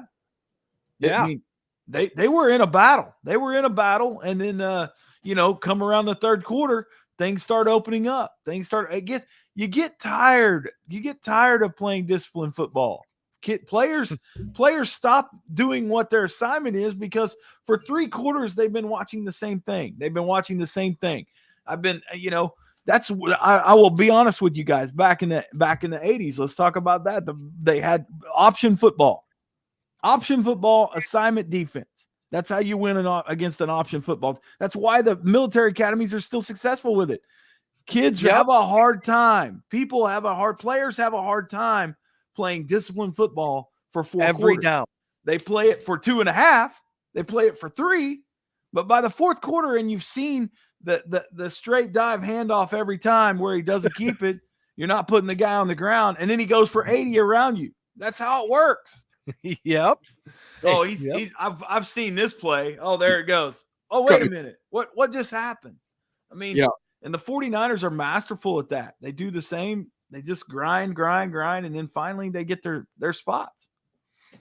Here's my last analogy of this game. I don't know why boxing is in my head. Ready? Eagles are Apollo Creed, and Rocky is are the 49ers. Flash, the tools. You got all the flashiness, and Jalen Hurts who could run, can do it all. He's built, he's chiseled. You got AJ Brown, Devontae Smith. They got like the dudes that work out, right? And then you go to the 49ers, who they just lean on. We're slower. You know what I'm saying? We're not as fast. We're not as flashy, but we're gonna stay on there, and then boom, we got to deliver the knockout round. Here we go, Rocky 3. I like it. Hey. Here's another nugget, guys, from where the setting of that fight was too. The setting of that fight was in Philly. Yeah, it was. Yeah. From Liberty our host, Bell. Eric. Go ahead. Sorry. How about Brandon Graham? Over a half a sack plus 125. That's a great. Well, Brandon Graham sack action. Who doesn't want to bet on a man's sack? Plus 125. Getting plus odds on an Eagles. Hey, Purdy gets sacked a lot. Yeah. He's got 11 on the season. Yeah, Purdy's been sacked 2 or 3 times in multiple games. I think J.J. Watt got him 3 times. So if old man Watt can get him, Brandon Graham can get him. Josh Sweat or Brandon Graham is going to get him. I think Josh Sweat is plus 100, so I might do both. Just hope to go 2-0. But worst case, I think you go 1-1. And CJ Break a 5 American, ladies and gentlemen. Yep. Good old 5 spot right there. 5 American right yep. there. $1 bet club. You take a $20 bill today to this Wake and Rake show, you're going to come out profitable. Yep. You know what? Hey, it's better than spending $5 at a freaking Starbucks. All right, you know what I'm saying? Absolutely. Better make some money. Absolutely. I had that conversation with my daughter yesterday. Nice. Singing the praises of sports betting. I introduced her to a Mr. Coffee machine that cost $29 at Walmart. And you made multiple cups. You can make as much as you want right here, and you get it all year round, every day. You can just literally just make it. Hey, listen, I got the perfect solution. Go to Starbucks, buy her one of those Starbucks cups, right? And then at home, just get her what she needs for her caramel frappuccino, which is just mainly caramel, creamer, and just put ice in it, man, and go in there and go crazy. And Starbucks every morning. You got your Starbucks cups, put it in there, boom. She's gonna get Sam's Club coffee. Yeah. Well, there's so much sugar and caramel in there, you won't be able to tell it's off-brand coffee anyway. Go to the coffee. She's not the only one. It's an epidemic in this country. Oh, yeah. Starbucks has made gajillion dollars off selling bougie drinks, bougie high-priced drinks to young ladies. Yeah, they're selling the name. Gentlemen too. Do you see the amount of dudes that are going to start? Absolutely. Their marketing department has made it a status symbol. If you can afford Starbucks, then you're doing pretty good. That's and exactly people right. who can't afford Starbucks they were geniuses when they did that. I wonder how many Starbucks cups per day go on credit cards. Well, I got to tell you, not be at Starbucks. Let me tell you, it's not just the adults either. I see in my classroom every day kids getting dropped off by their parents carrying a $7 drink, and I'm like, wow, man. Guess what though? I bet you that's what Peanut walks into high school with every morning. I mean, I'm there- not there, but I'm sure. There's no But doubt. she's got a job. She spends her own There's money. no doubt. All I know is that the Starbucks $5-7 coffee goes along with $1,000 phone and the $250 Jordans. Yep. $7. Don't forget the AirPods. Exactly. Oh, yeah. Now you got to add the AirPods. Exactly. Yeah, That's yeah. another $200. So those are four things that a kid that's broke, who's complaining about his life, is spending money on instead of saving that money and using it towards something else. Oh, there's $1,800 iPhone. I don't know about $1,000 iPhone. Was that seven times 5 school days is $35. Exactly. Times 2 is 70. Times 2 is 140. You gotta. I mean, you could make a car payment on a teenager's Nissan Sentra for that. Yeah. In 1993. Hey, the freaking. Well, listen, it helps us. At least give me the damn money you're gonna save so we can put it towards your car at 16. You dumb bastard. You know what I'm saying? Give me $5. I'll make you a coffee, and you can keep the 2 for yourself. You don't even have to. Hey, my Keurig, man. I make some iced coffees for my wife all the time, man. I got like the heavy cream. I got the damn caramel, sugar free. We do it all here at the house, man. I mean, I got a bunch of to-go cups, man. That's what we do when we leave. F that shit. Oh, it baffles me. I mean, as you guys know, the highest priced jobs that you can have in Oklahoma is being an educator. And I see teachers walking in with those every morning. And I just go, man, it must be nice.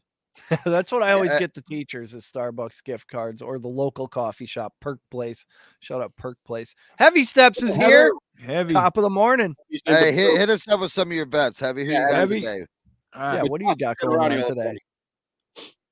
He's got to have some strategic. Heavy. Going Yeah, on. heavy. Yeah, 2 games, man. He's getting creative right now. You know what I mean? Yep. That line it's Rain Man right now. That shit's working. He's been diving in the numbers. He's looking at the Matrix right now. Like Zach Galifianakis at the blackjack table. He's in there, buddy.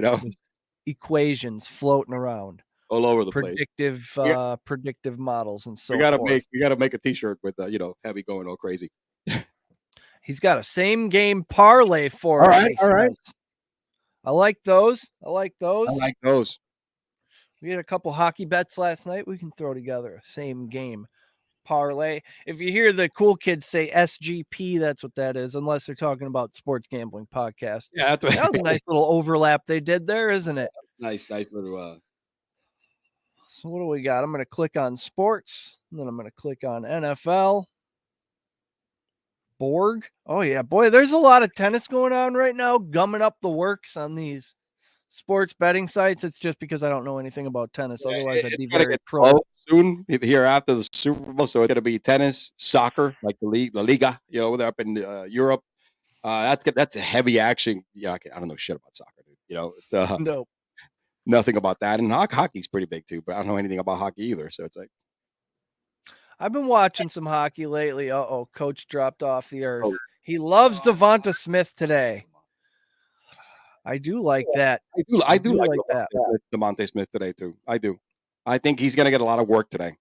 It's the only way you could kind of because they gotta. It's the only way he has the skill sets to go against that defense and give Jalen some relief there, man. He's gonna be the guy that's gonna take a lot of stuff down the middle. Did those two play a national championship game together? Devonta Smith and Jalen Hurts. No, I think he was in Oklahoma, right? Jalen, I think, or was it Tua? I think he played with Tua in the national. He played with Tua. Yeah. Okay. I think Jalen was already gone. Smith reception plus yards and a touchdown. Yeah, I can see that. It says Smith receiving yards. Let me see what his over/under receiving yards. Philly game. Devonta Smith over 66.5. Like that. Minus 120. We'll put that in there, and then we'll go to receptions. Click on the Philly game. Find Mr. Over 5.5 plus 100. Wow. Yeah, this could be a 7 or 8. See, this is where I'm tempted to go 7 or 8 yards, or 7 or 8 receptions, but I'm not going to do that. That's a lot. I'm not going to get greedy. And then touchdowns, at least Devonta Smith. These touchdowns, plus 175. That's pretty good. That's going to bring us up to plus 500. $5 is going to net us what? A $25 plus 500. Boy, that is music to my ears. I love those odds right there. 6 catches for 67 yards and a touchdown. I think he can do that. If they're going to win this game, that's the kind of thing that has to happen. All right, Eric. So you put 5 American on that. How much do you win? 25 or 30 total once I get my $5 back. That is a great investment, is it not, Coach? It's not bad. I love the sound of that. That's cash register city.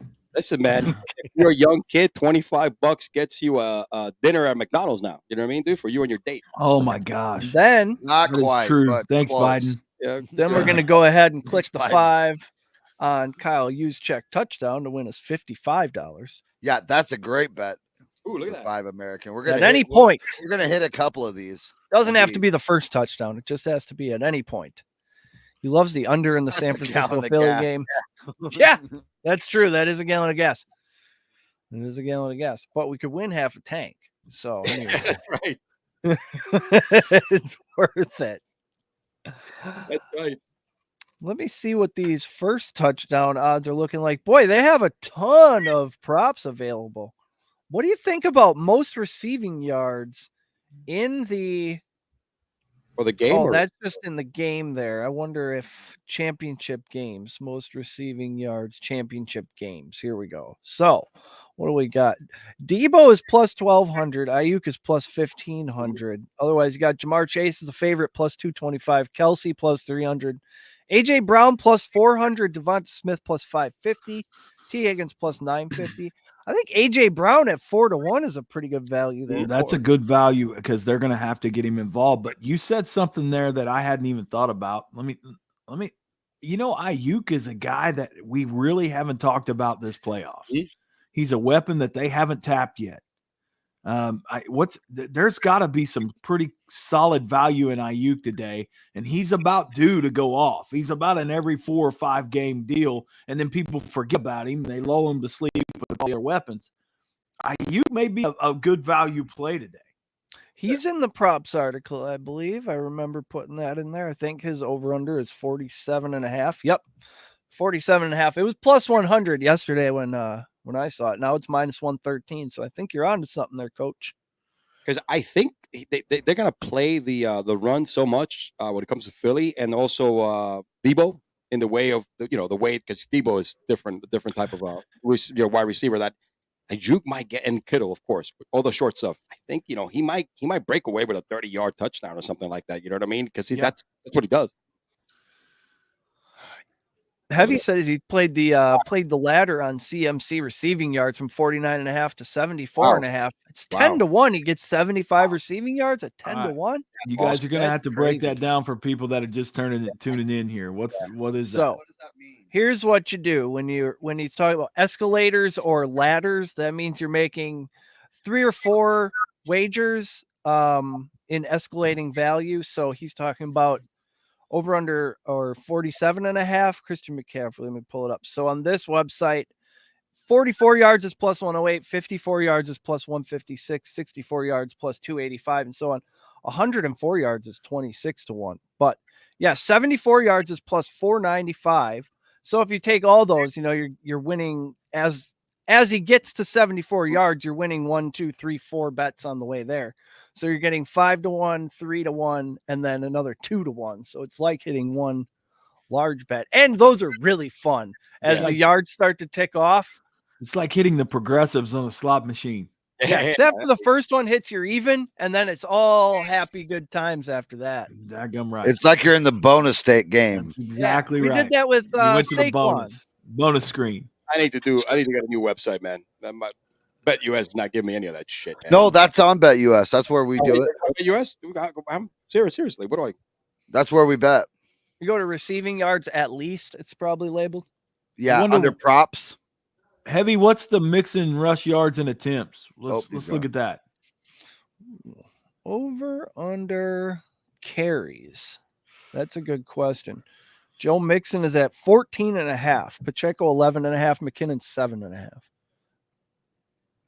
I think McKinnon's going to be more of a pass catcher. They only listed Miles Sanders and Jalen Hurts. Sorry, boys. Early game. Got excited. And I hit the road. It happens. It's Championship Sunday. We're all a little bit excited. Right. Fucking degenerate, you. Fucking kids at home.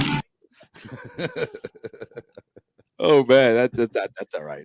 So, just text me the instructions. Where do I look so we don't do it on the show? Because I've been looking for that stuff, man, and I've been betting pretty much all season. And I do player props, but not the escalators or the stuff like that. I gotta get on it, man. Yeah, usually it'll say receiving yards at least or rushing yards at least, and then you click a little arrow and it'll give you a drop down menu of all the odds depending on how far you want to go up there.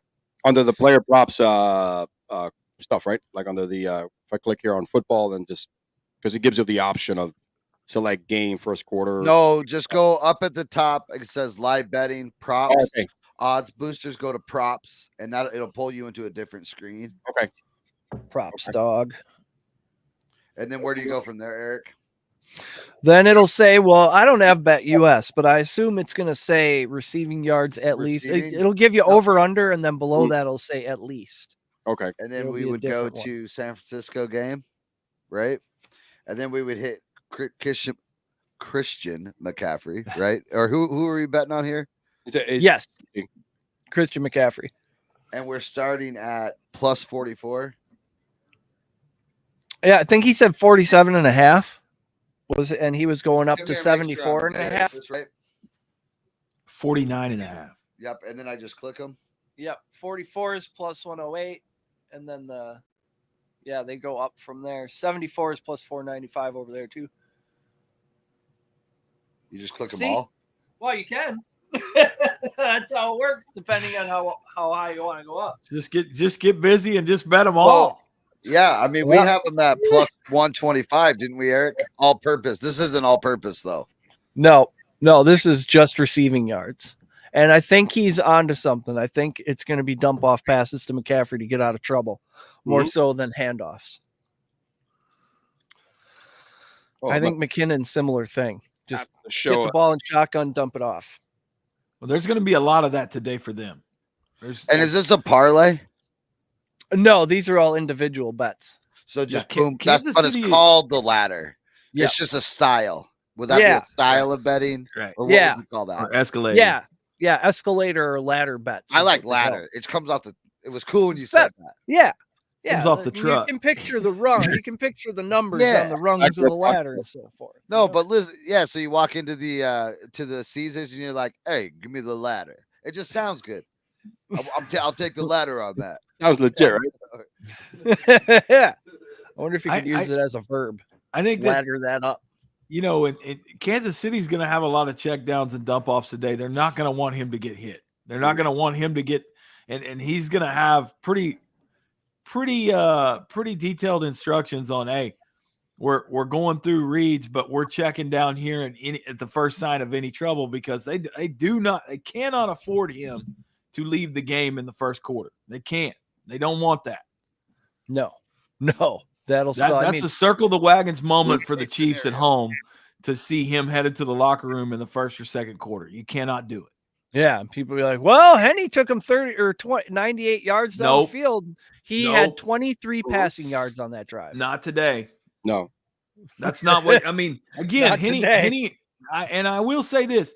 Henny is he's a game managing backup, and he'll come in and they will still be able to grind the clock out and do some things, but that is not the offense that you're going to have to win today.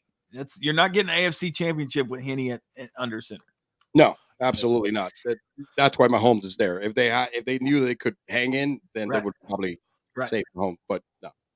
Heavy Step says Cincinnati, the second half team. He doesn't have a side in the game until he sees Mahomes warm up. I like that, but he took Cincy's second half money line, banking on his ankle deteriorating. You go in at halftime, come back out. Now it's even 5-10 degrees colder. Cincinnati has covered 23 of the last 27 second halves. Oh, he's trying to bang the drum. He's trying to bang the drum for Cincy. Let me tell you something, man. Let me ask you this.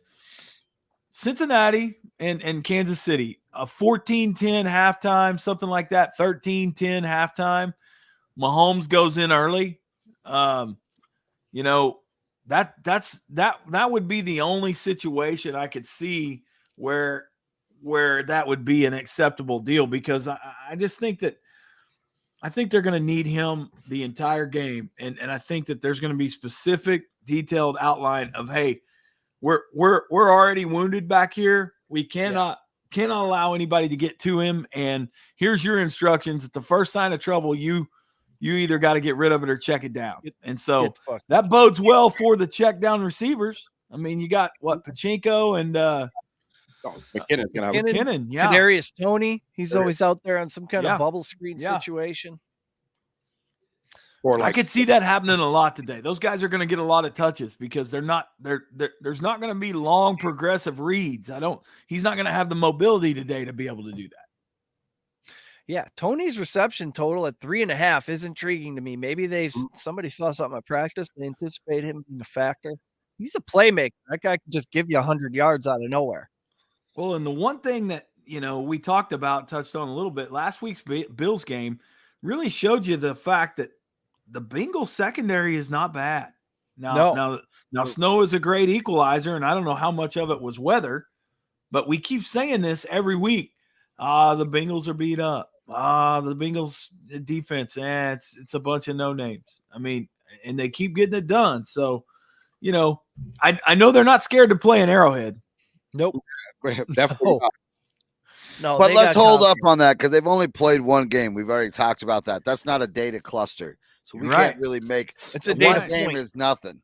We need, but I do like the fact that they come in with an air of confidence on their side because Arrowhead is a daunting opponent. Now, flip side of that coin, Chris, the people of Arrowhead today, they ought to be painted up. And this ought to be record setting. The banks they ought to be out to show Burrow and the Bengals that you don't want to come here because I think they've a little bit of kicked the lion in the sack, because And fun fact, the Chiefs have taken a lead into the fourth quarter of all three of those games. Mm-hmm. So, I mean, they've all been competitive, 3 points or less. I believe they've all been 3-point games other than the 45-10.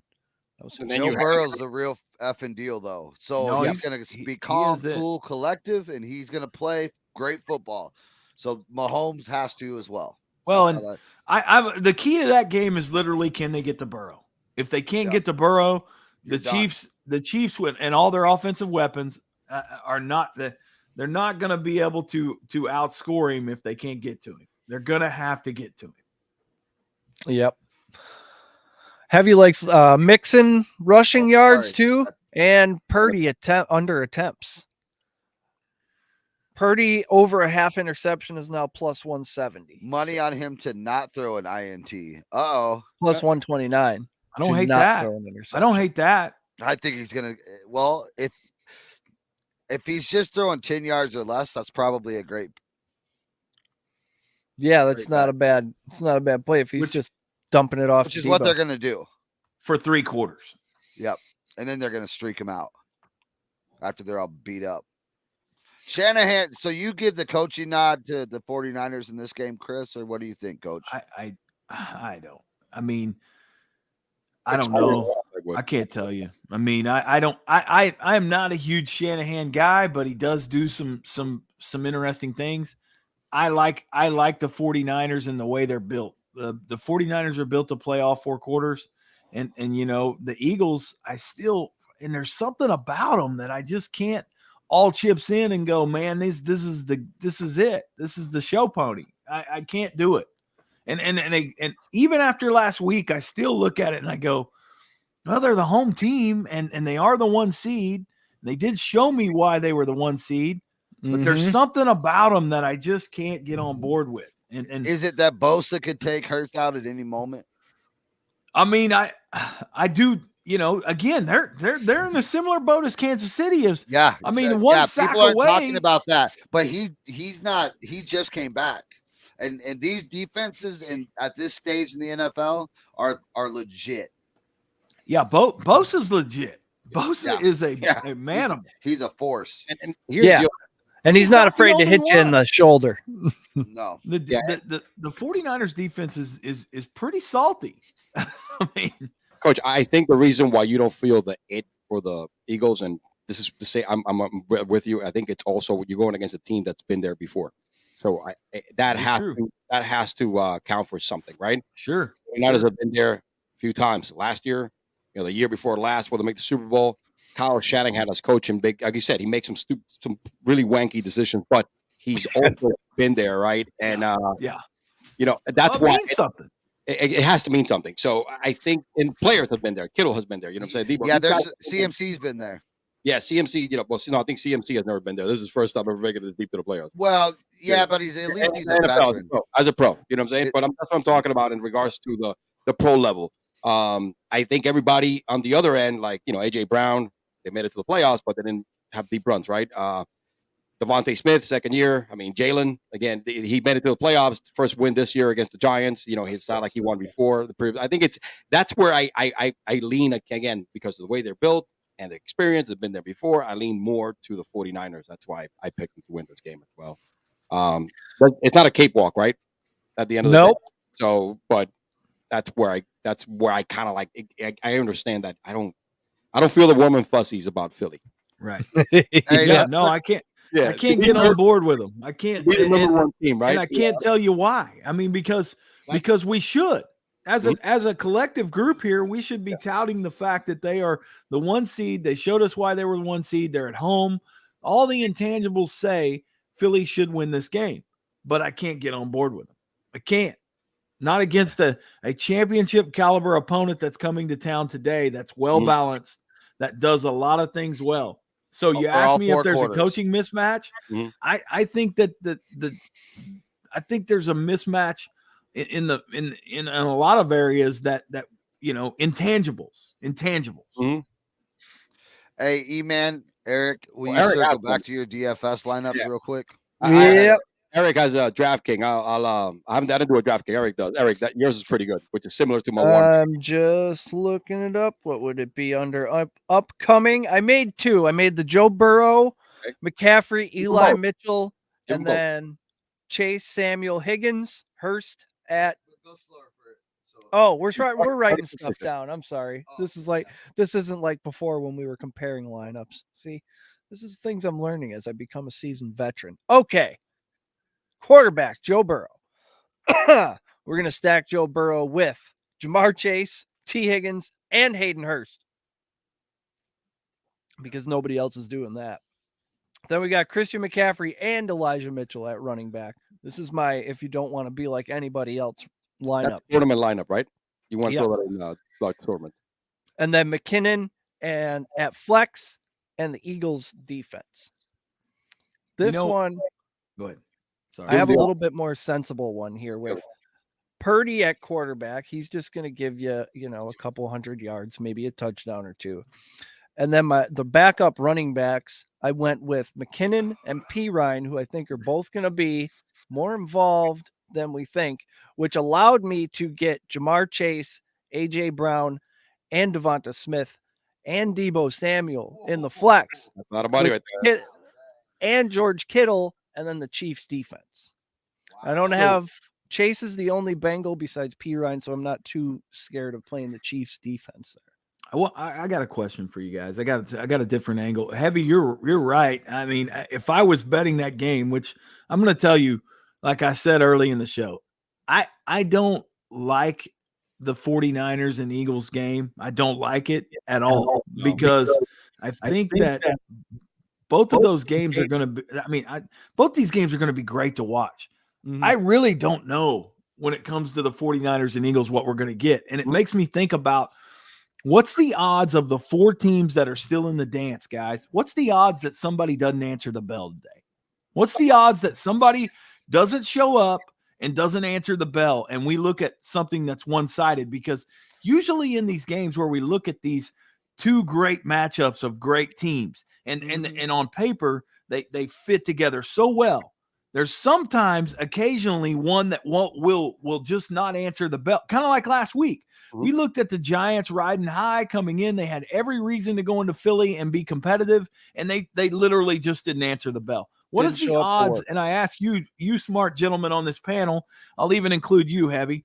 What is the odds that somebody doesn't answer the bell today? Because that's what I'm afraid of as a sports bettor. I'm afraid that somebody decides that they got up today and they just mail it in, and all of a sudden the snowball effect takes place. They get into the first quarter, perhaps a turnover. Now all of a sudden a turnover and we're down 7. Then all of a sudden we have a costly interception or a stalled drive. Now we're down 10. Next thing, this turns into 17-0. I mean, this is something that that I think about at this time of year that seems to happen every year that no one sees coming. Well, of the 4 teams, which one would you say that you guys can see that would be in danger of not answering the bell today? We talked about the boxing. Yeah. The likelihood to me definitely falls on the Niners and Eagles game, just on the plain simple fact that the lack of experience by their QBs is higher than the other two. We know Burrow's got to come in and perform, and even Mahomes, one leg. They've both been there, man. Both of them, and they've done it in the their whole career. Yeah. Oh, heavy speaking my love language right now. So, he says Burrow. Nobody's being more patted on the back and pumped up this week by their fans than the Bengals. Which is unlikely. They put them down, right? They always the underdog, and they're now, even though they're feeling like he's marching into town waving the big banner, the fat chicks in the balcony are saying their names. They're not the underdog anymore. Burrow's starting to get the Mahomes treatment. Everything he does is great. Everything he wears is awesome. Every throw he makes is the best. He comes in a ripped Budweiser t-shirt and some cutoffs, and people say it's a fashion statement. God. It's brilliant. It's casual, and it's like he doesn't care because he's so cool. Yeah, so I think the biggest letdown might be from the I'm still say with the Niners or the Eagles. I'm going based on the lack of experience on the young QBs. I think it's it's something there is going to happen where, like you said, somebody's going to self-destruct. Maybe not, but I think the likelihood of that happening will be for one of those two teams. If the 49ers win, I'll be interested to see if people keep saying, okay, now Brock Purdy's going to suck. Now he's going to look like a rookie. Because they do still say that. They are still waiting on him to throw in the clunker. I hate to break it to everybody. That was last week. He didn't look great. I mean, for 3.5 quarters, Elio's right. For 3.5 quarters, that dude, he's in trouble. Yeah. They were getting it taken to him. Yeah. And they freaking won. That's the scary part. They won. When that happened, I mean, coach, what is the best as a coach, right? When you have your best players or your leaders having a bad game and you win, you're like, you're going to church on Sunday, man, and lighting up some candles. You know what I'm saying? Because that's emotional. It's emotional, Tommy John. You're stronger than before. Well, at this stage of the game, you have to have your best guys hitting on all cylinders, and if they're not, somebody else's is. I mean, because we're not talking about week 15 trying to scrape in. We're talking about the elite. This is Championship Sunday. We're handing out trophies and getting rings after this thing, guys. It doesn't get any better. There's no tomorrow. No. It's the deepest end of the pool you can get, gentlemen. Hey, you are a coach, dude. I'm fired up now. Keep going. I'm just saying that's what we're looking at. This isn't, hey, maybe we'll get them next time. No, get them next time, Tommy. This is it.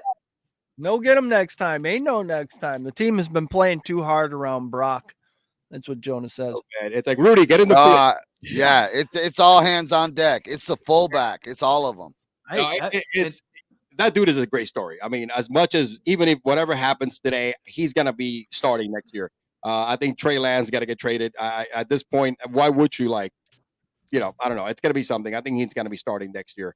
They're going to make it sound like they're going to compete, but I think he's going to have a job next year as starting. How pissed is you talking about Trey Lance? Yeah. I mean, no, I'm talking about Purdy next year. Oh, yeah. I'm telling you right now, win or lose today, barring they step on the field and they're the one that throws in the clunker and they just get rung up by the Eagles. Barring that, anything short of that, even if it's a close game and they don't get the nod today, I don't know how next year you don't go to him and hand him the team going forward. I mean, you get what you can for Lance. I mean, and again, what will be riding in here at any moment with all of these pie charts and graphs, because that's what Will does. And he we're going to get into this deep in the offseason. What do they do? Because there's a conundrum in San Francisco right now. And the great thing about San Francisco, Kittle's still under guaranteed long-term contract. So is Debo. CMC is probably going to restructure his contract because I'm thinking he's going to stay. It's a spoil of riches. It's a great spot to be in if you're an NFL team. If you're a running back, right? And you know how great they draft. But let me ask you this. Pretty well, so Let me ask you this, my man. If they put him on a rookie deal, does that not set them up for the next 3 years going forward? Man. Absolutely. That's the reason why. Would you rather pay Lance his money or him? This is Absolutely. That's And what's the difference? Jimmy million, man? This guy's already. And then I'll sprinkle this little tidbit on top. You pawn off Lance to the Seahawks and you get a first-round draft pick for him. Hey, what about this? I don't know if it's your first round draft pick, man. The value has plummeted. Oh, maybe, but you're going to get something. You got to get at least something for what you lost. Because is Jimmy G? Is he cool with holding the clipboard? Jimmy G's gone. I think he's gone. Oh, he's already gone. Jimmy G's free agent city. If they keep him after whatever the June 1st cutoff is, they owe him a bunch of money, I believe. There's a good chance we'll see Jimmy G in a New York Jets uniform next year. Or you heard it here first. Vegas. Raiders. Yep. Raiders is another one. They'll pay him. Vegas. That's a very Raiders move. Josh. Depends if Rodgers goes to the Jets or not. I think if the Packers front office is saying they're thinking about it, then they're definitely doing it. They don't say stuff about anything. Your boy Aaron, huh? I'm ready for the Jordan Love era to begin anyway. Listen, man, that particular deal, that's a whole podcast in itself. But I'll just say this. Somebody in the front office of the Green Bay Packers organization that's listening to PSR Wake and Rake this morning, somebody grab some folks that are in the know, set them at a conference table, make a damn decision, and do it now. Do it right now. Stop playing around with this guy. Don't drag this into the draft. Don't whatever. Nope. We're gonna let that go for today. But hey, listen, karma is great, bro. You got to have a Brett Favre remix in Jersey, okay? So, I would love to see him go to the Jets because here's the thing: if he goes to the Jets and they suck, you got what you deserve. If he goes to the Jets and he does great, hey, good for him. Good for the Jets. Guys, come on. How about you just come on back to Green Bay, Aaron? I just don't know. I'm not ready for love. Here's the best case scenario. You come in and restructure your contract. We get some players that actually play. We do a thing called free agency that all the other teams are doing. That'd be a good idea, Green Bay. Let's check into that. I don't know if they even know how to do that. You're going to get me worked up. Trade Love, bring him back, lock him in, and let's move on. Okay. Yeah. We're done with that. Oh, man. We got to bring that one back before the draft. Yep. Oh, the Jordan Love argument gets I'll tell you, you want to talk about blood pressure skyrocketing. That'll do it. That'll do it. I believe the Packers are the favorite for him to come back to. Hey, this is going to be me all offseason with free agency. I've been just screaming at Green Bay. Hey, Mom! The meatloaf! We want it now! We want it. We want the receivers now. No. Not later. JT's in the house. JT. Aaron Rodgers wants to grow up to be Brett Favre. He really does. He does. Let me see here. They are. You can't be me, but you can be like me. Get you to defund the HOA shirt. I don't even get a cut off those. Oh, we got to get a cut off those.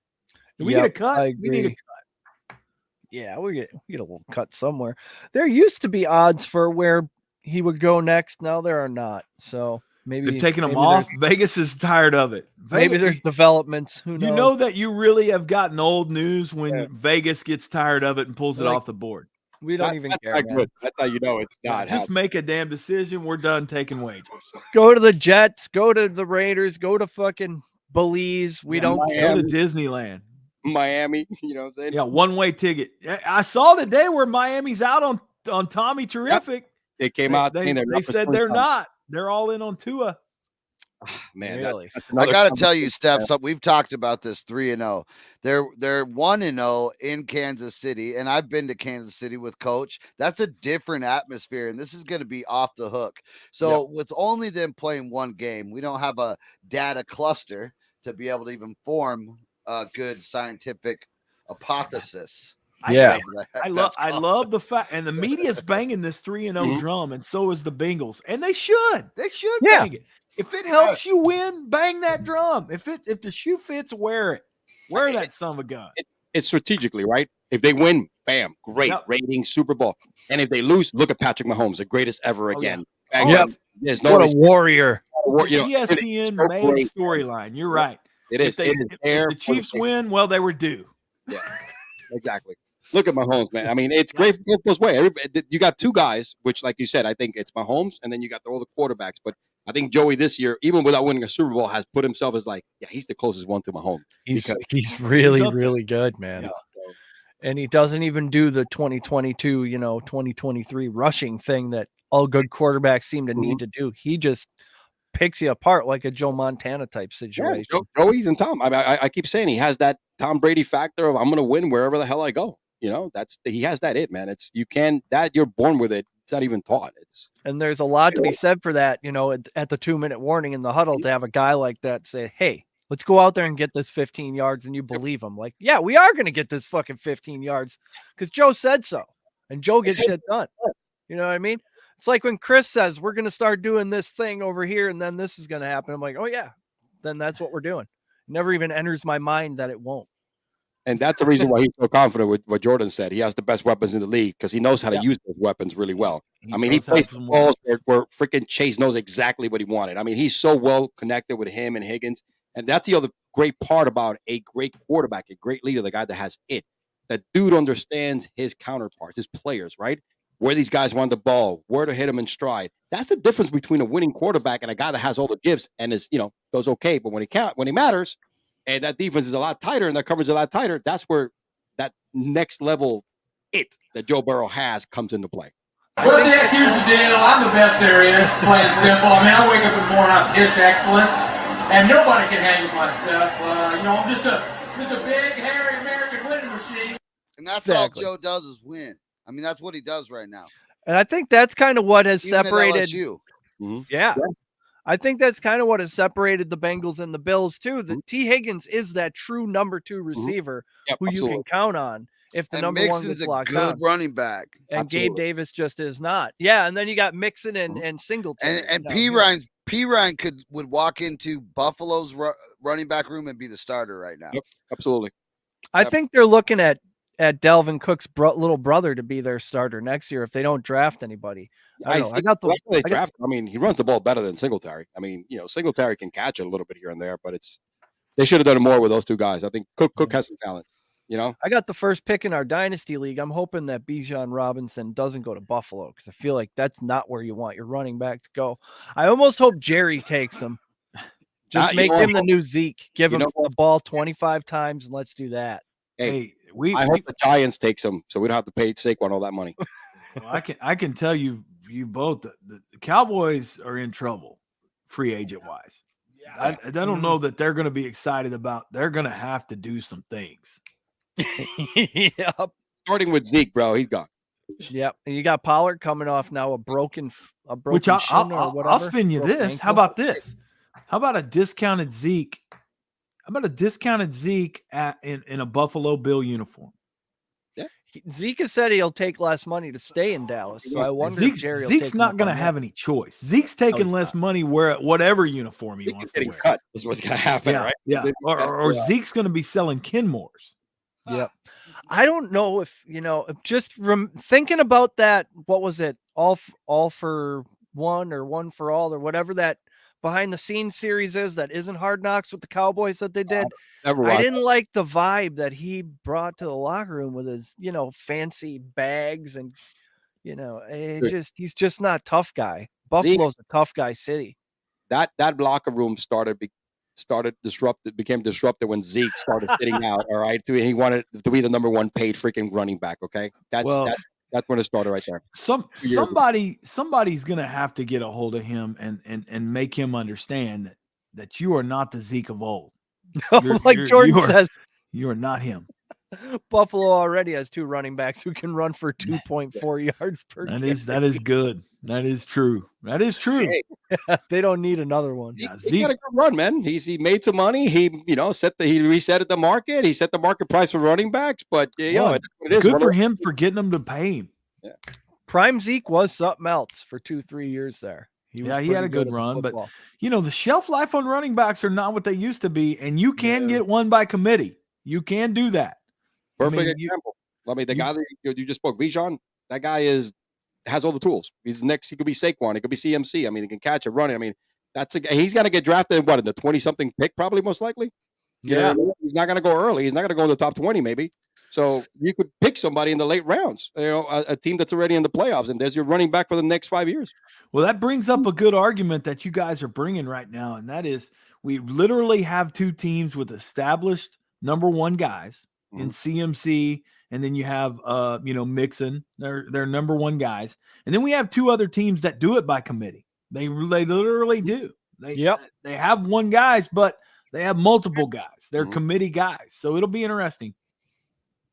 Jordan says he thinks Dallas picks up either Bijan or Gibbs. There's 3 or 4 real solid running backs. Giants are picking them up into the drafts this year. JT.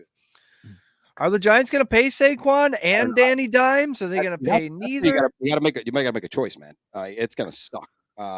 And I am not a fan of paying running backs. All right, quarterbacks maybe, but Danny Dimes doesn't deserve, 35, 40 million. I mean, he had a good season. Saquon is that CMC level pass catcher running back, though. He's worth, some investment. Exactly. Plus, he's just got to be a great locker room guy. He's a great dude. This is the first real year that he's stayed upright the whole season. Yeah. Do you think he's going to do it 2-3 seasons in a row? That's the problem. I mean, the dude had some major injuries from 2018 until this year. You saw how long it took him to get back to that Saquon look of himself that he was before. It took him almost the whole season last year. Last year was all just sort of a rehab, half-speed year for him. Yeah, so this is the exciting thing about the offseason, guys, and I'll just go and tell you that, I mean, going into the offseason, you look at a guy like Barkley and you think, where can he fit in a free agent market? It's so fun to take a guy that has tools like that. I mean, same with Rodgers, same with all of these guys. And you look at the teams, because automatically you're half the teams are out because they either financially can't make it happen or they already have somebody. But you look at you take these pieces and you fit them in, and you look at what the possibility could be or what the future looks like. And wow, I mean, who would have thought at the beginning of this season we'd be talking about CMC in San Francisco? I mean, these are pieces that somehow they managed to fit, and they fit so well, that you're like, man, this just looks like this is a home run. I mean, how smart does the guy that made that trade look right now? Oh, it's been the trade of the year. Yeah, that was the trade that kind of said, hey, everybody did the same thing I did. Start betting on the damn 49ers to win the Super Bowl because the returns and the odds are so great. So, well, it definitely took them from in the hunt to a leader. So, absolutely. I think it's 5 out of the last 6 Super Bowl winners made a trade at the deadline. So that's the new NFL. It's called free agency. Green Bay, check into it. Try it out. OBJ last year. AB coming up. Yeah, look at that. You're right. Think about it, right? Odell Beckham Jr. was huge for that team last year for the Rams. Antonio Brown, that goofy bastard, they picked him up like mid-season, and he heated up in the playoffs. If you look at the playoffs numbers, he caught a touchdown like in the last 2 games, so the Super Bowl, the playoff before that, and he finally worked himself up half a season. So those are just, Von Miller was on the last 2 or 3. Von Miller, yeah. Was a good one. Yeah, Von Miller. I forgot about Von Miller, but I'm thinking offense. But yeah, I mean, come on, man. Philly's going to heat up today if they're going to have a chance. The other Browns. Sorry. Speaking of deadlines, we've been here for 2 hours. Yeah, we got to go. We got shoveling to do and charcuterie boards to prepare, taco dip to make. Who knows what you're doing today? Yeah, so I got to go to church at 5:00 today because I missed it this morning. So I'm going to miss the end of the game, of the first game, and Kansas City and the Niners and Eagles. So yeah, got to come back to that. I got to cut the grass. Yeah. Yep. Good times. Thanks, guys. Enjoy the football today. Thank you, everybody, for getting involved in the comments and watching, and we'll see you guys next time. Till then, be good to each other. Chris, kick the outro music. Go Chiefs. You've been listening to Patriot Sports Radio. If you're sick of all the national talking heads and biases of mainstream sports media, like we are, this show is for you. We hope you enjoyed it. Make sure to like, rate, and review. And we'll be back soon. For more content and merch, hit up www.patriotsportsnow.com. Find us on Twitter at PatriotsPod, on Instagram and Facebook at Patriots Sports Now, and on Getter, Rumble, and YouTube at Patriots Sports. Take care, and we'll see you next time.